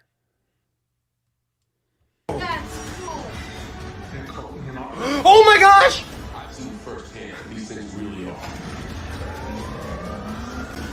This actually looks like a job for John Cena. That was shock! Oh my god! It's Ravage! Oh my gosh! This doesn't look like a Bumblebee trailer. It looks like a real good Transformers. That's what I hoped all of my reactions to all the Transformers movies would have been. That's not what happened. Michael Bay finally admits he made too many Transformers movies. Let's talk about that next here in the Poindexter Lounge. So that was my God, you were as giddy as a little schoolgirl. Yes. Oh, yes. I'm telling you right now. Michael Bay is better than J.J. Abrams. Yes. The boys in the back were adorable too. I make no exceptions for that. Like that was an amazing moment when I saw Gen 1 looking Optimus Prime and Soundwave and the first 10 minutes. Dude, so good. But now And then Christina Hudson wrote that movie. Yep. Michael Bay. What? Michael Bay would love to do a superhero movie under one condition. Didn't he Guys, say he was going to do a Lobo movie? No, he wrote the script and then he done it, and the script was a failure. guys, I just want to tell you. Michael Bay wants to make a superhero movie, but he's got one condition. So we all are being held ransom to his one condition. Are you ready? You want to hear the one condition? Sure. All right, here it is. Michael Is Bay the is worthy no condition? stranger. Yeah, Michael Bay is no stranger to massive franchises. He built the Transformers movies. movies into a live-action property at Paramount, which became a phenomenon through their installments. As the writer and director established a massive new world of crap on a stick. I mean, on the big screen. Bay, who is currently gearing up to release his new Universal film Ambulance, about a transforming ambulance. No, okay. Would want to do the same with a comic book property if given the opportunity. In fact, it's the only way the director would want to take a crack at such a franchise in the first place. It's not that I'm not interested in Marvel, Bay told comicbook.com. Echoing previous sentiments from 2017. As Ridley Scott says, the most complicated thing for a director and the most fun thing for a director is to build the world. That's where Bay finds the fun for himself as a filmmaker, as he has displayed through his titles like Bad Boys, Transformers, Pain and Gain, The Island, Armageddon, and more. What do each of those have in common? They establish a world and the characters within it. Not unlike Ambulance, which is set in a world like our own and centered around two fictional characters. Aren't they all fictional characters? What the heck? No, they're real. What? It's a movie, right? We're No, talking about a movie, Optimus right? Not a Prime is documentary? real. Not a documentary? Optimus Prime is real. No, what, he wants it to be Optimus Prime like, is real. Little known Section fact, 8? folks. All of Michael Bay's Section other 9? films have been documentaries. Yeah, it's fake movies. Yep, documentaries. Yeah, about like Optimus Patty Prime. Jenkins once said, Yes. movies that release on streaming aren't real. Yes. So it's centered around two She's an fictional idiot. characters on an intense car chase throughout Los Angeles. I'm not the guy to go into Lucas Star Wars and do do Star Wars 5. Star Wars 5. What the fuck? What the heck, What Bay? the hell? What the hell? Oh, this I'm not guy's the an guy to idiot. go into Lucas's Star Wars and do Star Wars 5. Yeah, because he doesn't know what the hell he's talking about. Bro, there is no Star Wars fars. There's the prequels and the sequels. Bro, And the original. There's episode 5, and thank God you didn't do episode 5, for Lord's sake. Oh my gosh. Oh my God, I would have exploded. No, Luke, I am your. Oh my God, an explosion. I think he would have directed the No, Last Luke. Jedi. I Let's am blow him your up here. random Explosions, lens flare, explosion, lens flare. Do or do not. Do or do not what, Yoda? Explode you will. Back to flatulence you have. Okay. He says that's not me. That's not me. I'm not the one to come into Iron Man 7. What? What? He's dead though. Does he even watch the movies? But you know what? He might come into Caden's mom. Giggity. No. Oh, No. giggity, He might do a Giggity. movie about Caden's giggity, mom. giggity, giggity. He's gonna pull out. In fact, I I want think him to that was whip the it name of the movie she was in, Iron Man 7, Caden's mom. Starring Caden's mom. Okay. Like, how many times do you have to try to make the point and get it wrong? That's not me. I'm not the one to come into Iron Man 7. I'm not the one to do Batman 10. Oh my God. I want to do my own thing. I would Yeah. love to do a superhero thing, but I want to do it on my own terms and create my own world. I mean, I don't like looking at people taking a shit, so yeah, I don't want to watch that movie. and I don't see the difference. They That sounds like recently every had director to ever direct. what? That sounds like a lot of directors. I know, but I'm sick of that. Like, do not try to take over a property that is well known to try to come in and be like, well, I want to do a superhero movie, but I want to do my own thing. Well, then go create a superhero. Isn't that what Matt Reeves kind of did? I mean, and it turned out all right. Not really. He didn't even No. I'm going to push back on that. And here's why. Matt Reeves did not reinvent the wheel like everybody's sniffing up his butthole about, okay?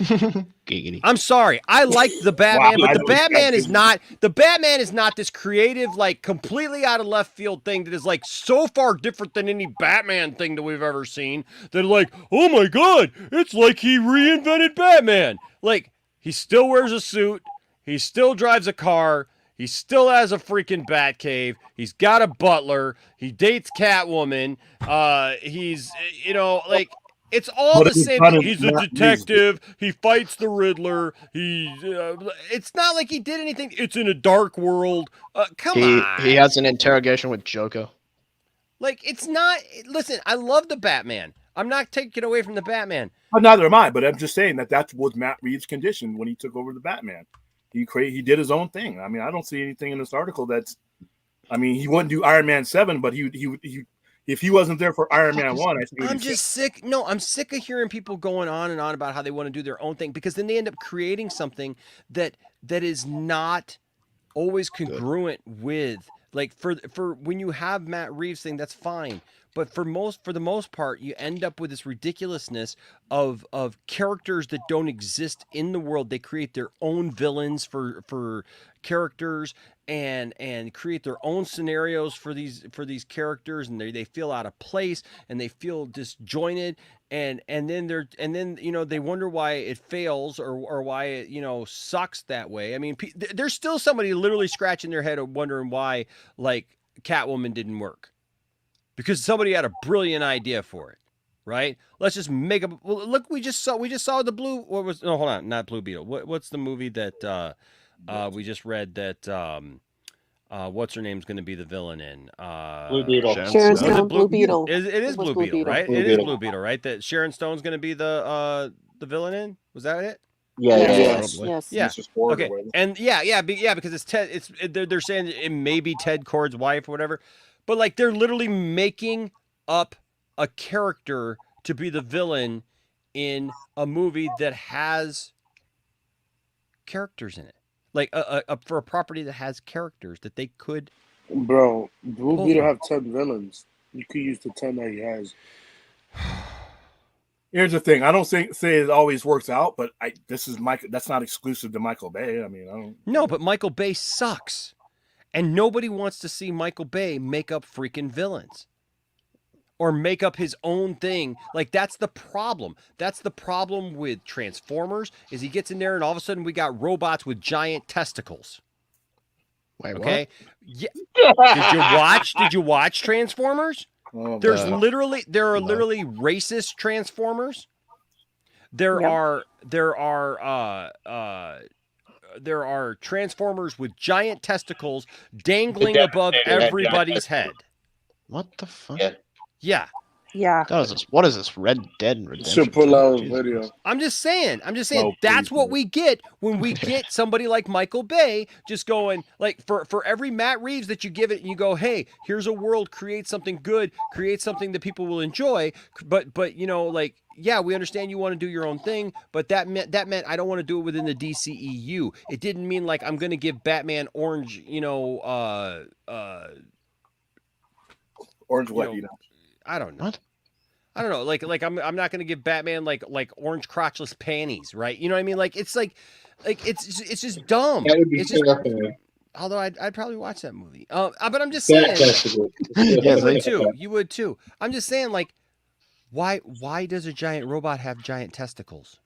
Why does a giant freaking robot? Why do you get story plot lines where it's like, oh, well, we just got to get the Dinobots in there. Doesn't matter how we get the Dinobots in there, as long as Dinobots are in this movie, that's all we care about. Oh, and now all of a sudden, hey, turn Megatron into Galvatron, And then he's Megatron again by the next movie, and there's no explanation for it whatsoever. Not even hinted at. Not even ever brought up again or talked about. Ever again. It's typical Michael Bay. How about Then turning the Earth into Unicron? Yeah, let's turn the Earth into Unicron. Let's establish the Transformers, as they always have, need spaceships still for interstellar travel, but yet somehow Optimus Prime takes off with foot boots that, like Iron Man, flying off into space. What? And then he realizes once he gets out there, I needed a spaceship, and he's next time we see him, he's frozen in space because he was dumb enough to fly. And why didn't Optimus fly at any other time if he could do this? Okay, drugs. All right. Oh yeah, I've got like some images to show. Like I'm showing my screen. I need to see those images. All these Transformers were on the dark side of the moon, and have something to do with every major thing throughout history, including the freaking medieval times and the Knights of the freaking Round Table. What? Yeah, somebody, for the love of God, movie. save Transformers from Michael Bay. I like the little Clockwork Psychopath though. Just saying. You know, and then that monstrosity that was the Teenage Mutant Ninja Turtles movies. I'm sorry. Oh. I have a question. Do you think he's taking do you think he's really getting the good cocaine when he makes these movies? Yeah. No, but Robot Chicken got it right. Robot Chicken got it right that every pitch meeting he walks into, he just pulls out his penis and slaps it around in front of everybody. And yeah, that's what Robot Chicken said. What am I? It's like the sticky frog thing, you know. Okay. So, what the heck am I looking at here? Is that so in my world, I don't know. Bro Sarnoff just posted this, but what is this? This is Andy Amber Heard, like your from your world. Yeah. Oh God. Hey, he actually plays Homelander. Just sent a crap load of people to see Ambulance tonight, and they all loved it. I'm not saying it's no, great. that's fine. That's fine. I'm not. But again, okay, that's fine. That's a property that we don't. That's not a. That's a low budget movie. That's his That's movie. not a low budget movie. Dude. No, I'm just saying. But that's hold on though. But that's his movie, right? That's a movie that he's making. Do that, Michael Bay. If you want to create worlds, if you want to make up worlds, go ahead. Make up worlds. Do whatever you want with those worlds. Leave well-known IPs alone. Because you don't get to just decide and make up crap in those worlds. Holy shit. Hey, Enoch, you should find... Oh, God. This is Joanna Campea. Not Jana? No. Jana? Here's hey, Enoch, you should look up the epic. You should look up the epic rap battle of Michael Bay and the other directors. That one's funny. Who is this? This is It's epic rap battle. No. Yeah, no, I've seen that. Who I'm talking about? This is David Ayer.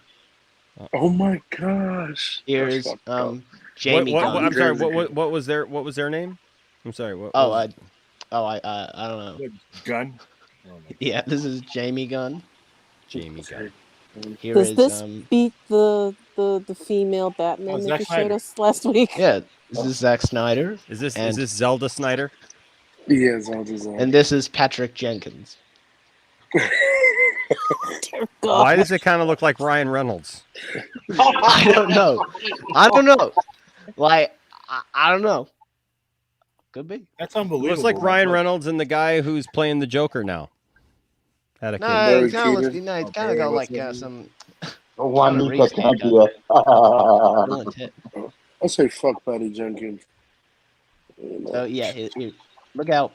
Damn, what was the one before? Okay, Joanna Campea.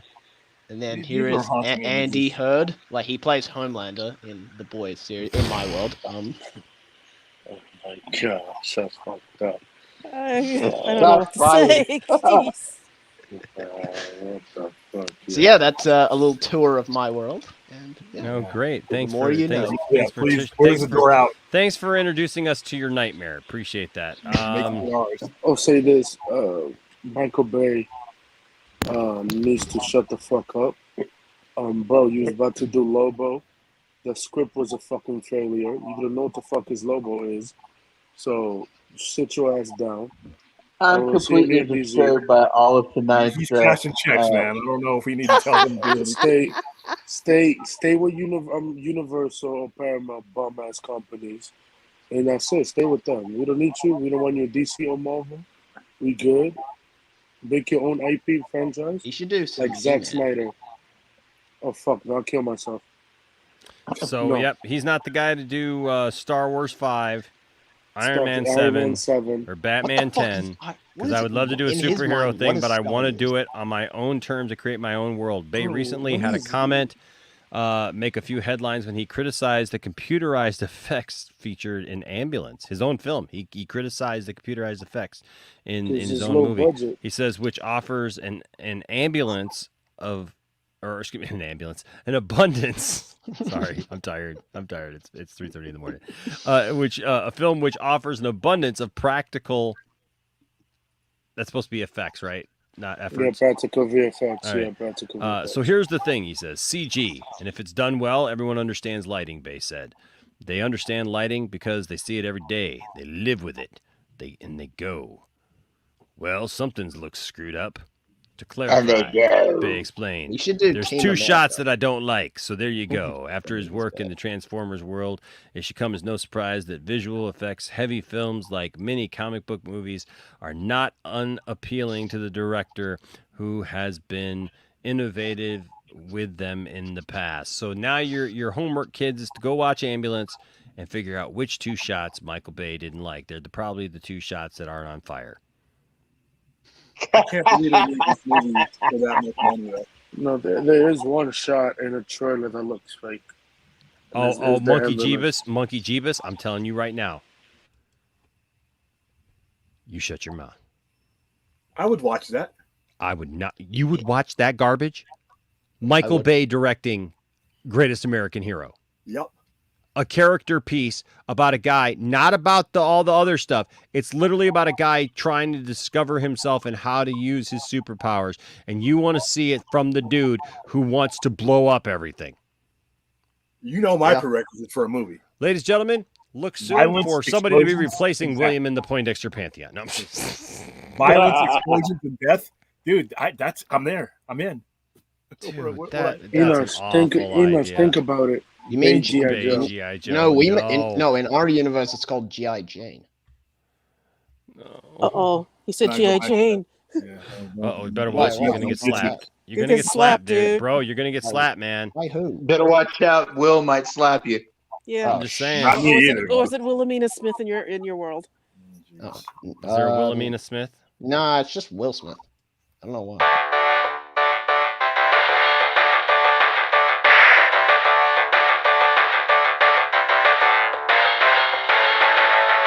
Yeah, that slap is a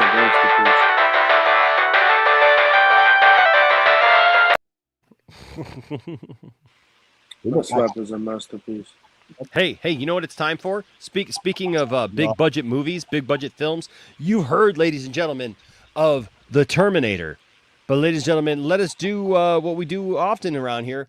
Let's go ahead and check in with a good friend of ours and find out just exactly what is Andy Signor up to. He's filming a movie. It is I, the Steam.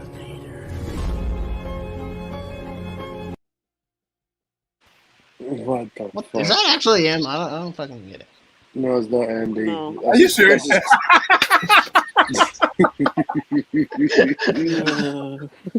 He made William laugh. Almost as much as William standing there and all of a sudden over his face we put a penis fish. Oh my god, I thought it was a penis. What the hell was that? What the fuck was that? I'm not, yeah. I smell like beef. I smell like beef. I smell like beef. I smell like beef. I smell like beef. I smell like beef. I smell like beef. Bro, who's teaching these kids these words, bro? Our new. Oh my god. She just run over that person. Wow. Children running over people. Oh, that's just wrong, you know. That's wrong. What the fuck? Why do we stay here? I mean, were we masochists? I mean, jeez. That's wrong, bro. I mean, I like this universe already. I think I'm staying. OMG, is that a Xanarite stone? I just feel like all the energy is like going into my body. Like, oh my gosh, fully charged. Oh, the fuck? The hell? This guy's funny, bro. Did you already go over the Xanarf stuff? Did I miss that? Yeah, oh, dude, ago. that was hours ago, literally. Yeah, Jesus Christ, talking about my female counterpart. Jeez. I mean, yeah, I mean, we talked about Sarnoff. I mean, just what a shocking surprise! I would have never seen that coming. Wow. Right? Yeah, we was talking about how piece of shit human she was. Now I'm playing. And yeah, I mean, a couple other ones from HBO Max are going too. Wow, I mean, on HBO proper. Gee, wonder what's going to Jenny Killer was the counterpart going. Here you go, William. You know what? I'll give this one to Michael Bay. Michael Bay can direct Biker Mice from Mars. Biker Mike from Mars. But he can have Biker Mike too. Yeah, he can take over that IP. Okay, sure. He can absolutely have it. I don't care. I won't even. You know, she's gonna do G.I. Joe too. No, G.I. Joe 2. There was already G.I. Joe 2. He won't do G.I. Joe 2 or 3 or 4. Or 10. He's gonna do Snake Eyes too. I don't know what you guys' problem is. It was just an apartment building. Jeez. Oh, wait. Hear me out. Michael Bay's Fortnite. Oh my god. Oh god, no. No. Too many gamers will be pissed. Michael Bay, Man of Steel 2. No, get out. No. Please. He's gonna have Lobo in there fighting Henry Cavill. Like, what the And fuck, blow him up.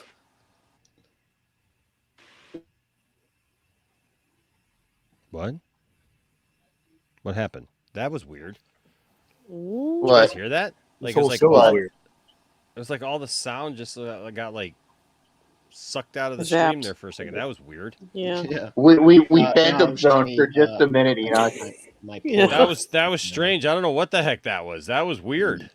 Did we get drawn into the phantom zone? Did I miss something? What about That's what Michael Enosh is Bay's working on. He's Watchmen? not telling us. Yeah. Mm-hmm. No, Michael Bay's Watchmen. No. No. Michael Bay's Bay's Weird Al biopic. Michael Bay's Madonna? Michael Bay's Madonna. Or it's just explosions? No. Wait. Oh, Wait, what have you guys seen? Hold on. That's what you guys didn't realize. I was actually showing you a clip from Michael Bay's Madonna. Oh God. It's a set image. It's a leak. Breaking news. I apologize. Why? It's been done. She's a trifle loose. That's all I'll say. It's flapping in the breeze. I'm just thinking really bad monster in movies. the wind. Okay. Floppy lips. No. Angie, come on, girl. Jeez, oh, peace. Oh, my gosh. Oh, my God. What have we done? What have we done? I don't know. What have I done? What have you done? Are we in here driving with Jack now? We are. We're driving around Oh, yeah. Jack's place. Yeah. So we're seeing what's Michael going on at Bay. Jack's place. We see what Jack's been looking at. Oh, Such look a at guy that. effect dog. Wow. It just looks fake. What? It just looks fake. The ass. It's fake. I mean, not that I was looking at it. Like, okay. Oh, come on.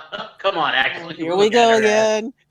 I mean, Bro, it's she right probably in got front the of us. fatty. Who knows? Who knows? So she has a little junk in her trunk. What's the problem there? Nothing. I got no issues with nothing. Now we've beamed aboard the Michael USS Bay's O'Brien. Battletoads. Said you had What Star the Trek hell, news, Alejandro? didn't you? We beamed aboard the Starship. Oh yes, we did have a little, but Brian Master left. of None. Oh, true. Oh yeah, wait. Brian left. Oh, But yeah. all it is hey, did you hear that next season, like the entire cast of Yes. Next Generation is going to Michael be on Bay's Picard. Caden's mom. They've been hitting at that for a while, but that's a Yeah, I was listening to somebody say that they're just going to show up in like a scene or two, that that's not going to be the cast of the season. I mean, not that I believe that, but, just saying what I've heard. Yeah, I think they're going to be So there you for heard a that while. today? Yeah. Like right after it was announced? That was quick. Like between when it was announced and right before I came on the show, yeah. Okay, There's already John people Campea. making videos about it. Kid Huh? John Campea. Hey, man, I hear lots of stuff, bro. I got a little source over there at Paramount. I know they just announced it man. today, but trust me, they're only going to be a little bit. No, my source is on YouTube. No. Well, the My cast switches themselves have been are talking Caden's about mom. numerous episodes. So that's, Yeah. it's Yeah, probably I gonna figured be- that they always. Look, I'm just saying what some idiot said, okay? That I'm not saying that it's true. In fact, I even said I don't agree. Michael Bay's Snyder Cut. It's a good Hey, sit-down. wait, hear me out. Hear me out. Michael Bay's Caden's mom. Ava DuVernay's Are you Man of sa- Steel 2. No. Are you No. sa- No. Nah. Nah. Are you saying that Michael Bay is Caden's mom? Is No, that- like he directs a movie about Caden's mom. No, Big Michael Bad Bay Be- in Caden's Angie mom. says Michael Bay's Big Bad Beetleborgs. Well, what about Michael Bay in Caden's mom? Oh yeah, Michael David Bay, Zaslav would- Sex and the What we City. devolved down to. I mean, David Zaslav would love that. Michael Bay's Sex and the City. Michael Bay. Michael Oh Bay dear X-Men. Lord, no, not with Knight Rider. No. Battletoads. But explosions, Enosh. Michael Bay's Hulk. I don't like the way. That could actually work. Yeah, I don't see anything wrong with that. Just make him, but only make him do the Hulk movies. Yes. And then yeah. Michael Bay's Hulk smash. Yeah, Michaela Bay. Yeah, that's Michaela. Michael Bay X-Men. No. No. No, sir. Bay can do VR Troopers. Michael Michael Bay's Bay married with Apocalypse children. Wait, what? Dude, Michael you Bay's mentioned VR Cinderella. Troopers, and now I've got that stupid song in my head. Damn it, Enosh.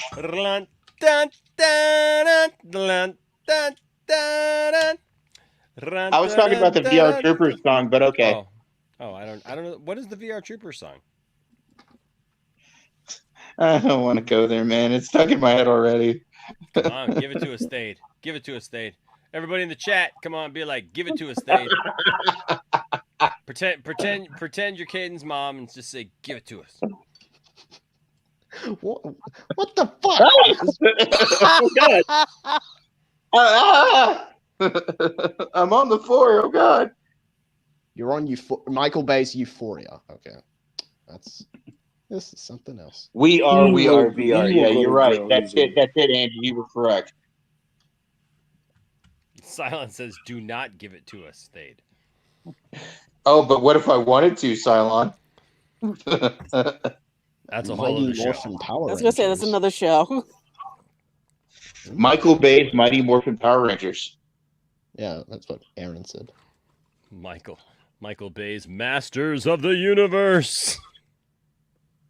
Only if I get to see Skeletor explode. Skeletor explode. Only if I get to.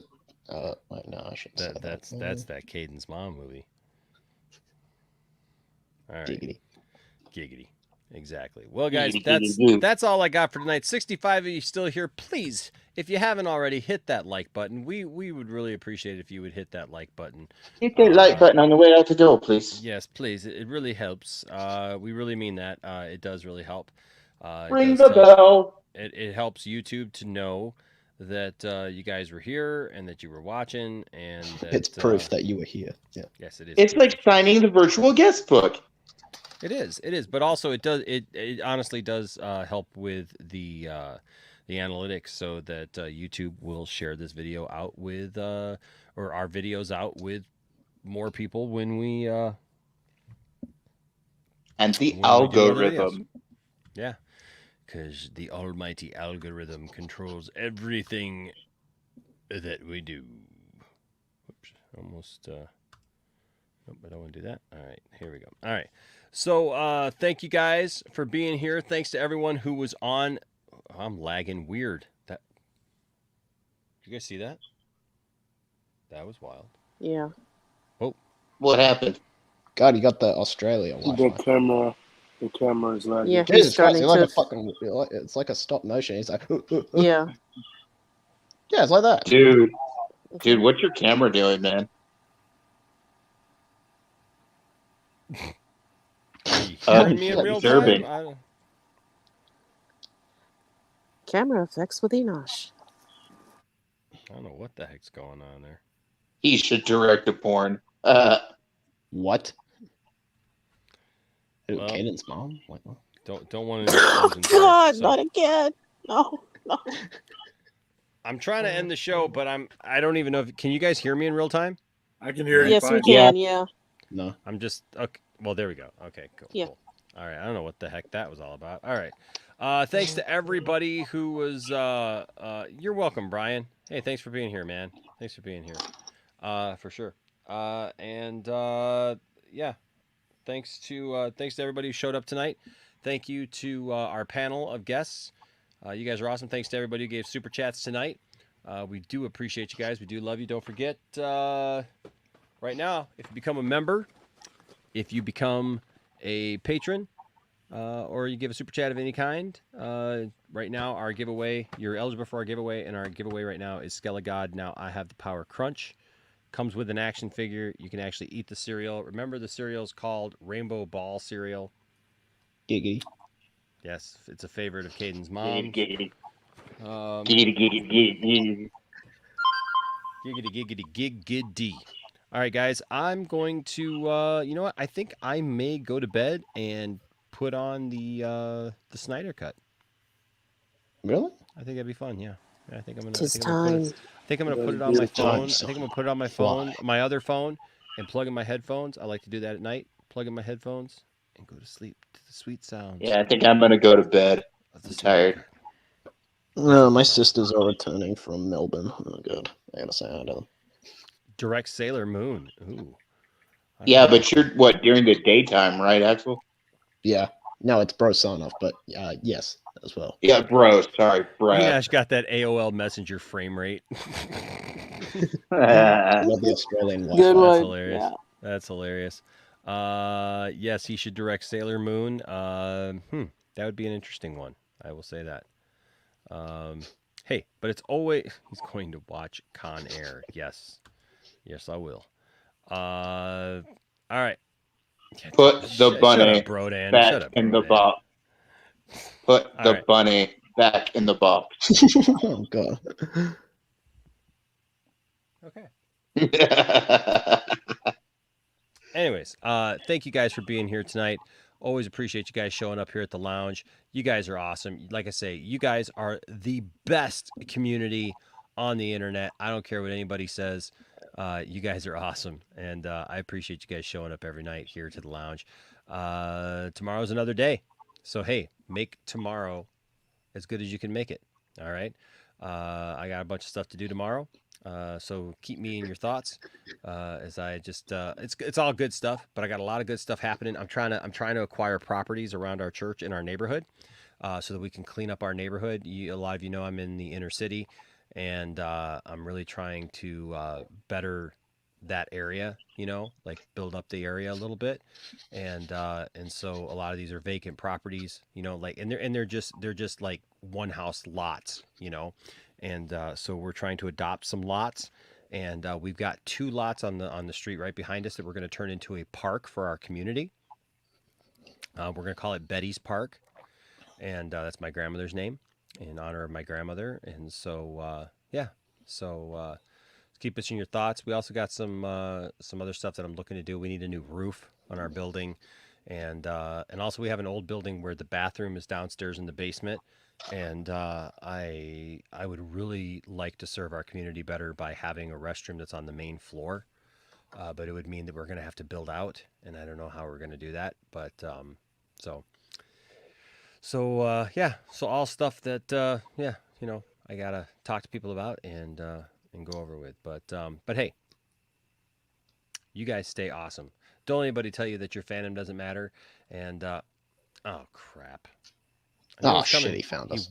He watermarked the freaking episode again. Hell. He saw that we used his video, and he just watermarked it. Don't tell anybody that their fandom doesn't matter, and don't let anybody tell you that your fandom doesn't matter. But seek to have good conversations and treat everybody with respect. And as long as you do that, there'll always be a place for you here in the Poindexter Lounge. One more time, just for fun. We're going to go with some Sarnoff math because, you know, she said it was a trilogy, even though it's 5 movies. So, one more time for old time's sake. You take your 33 and a third chance minus my 25% chance, and you got an 8 and a third chance of winning at sacrifice. But then you take my 75% chance of winning. If we used to go 1-on-1 and then add 66 and 2/3%, I got a drugs! It's an effort.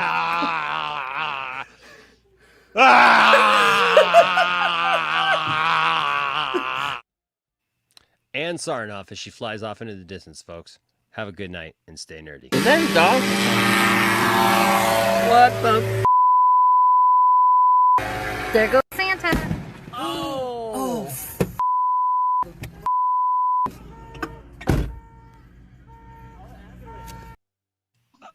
Michael Bay's and Sarnoff.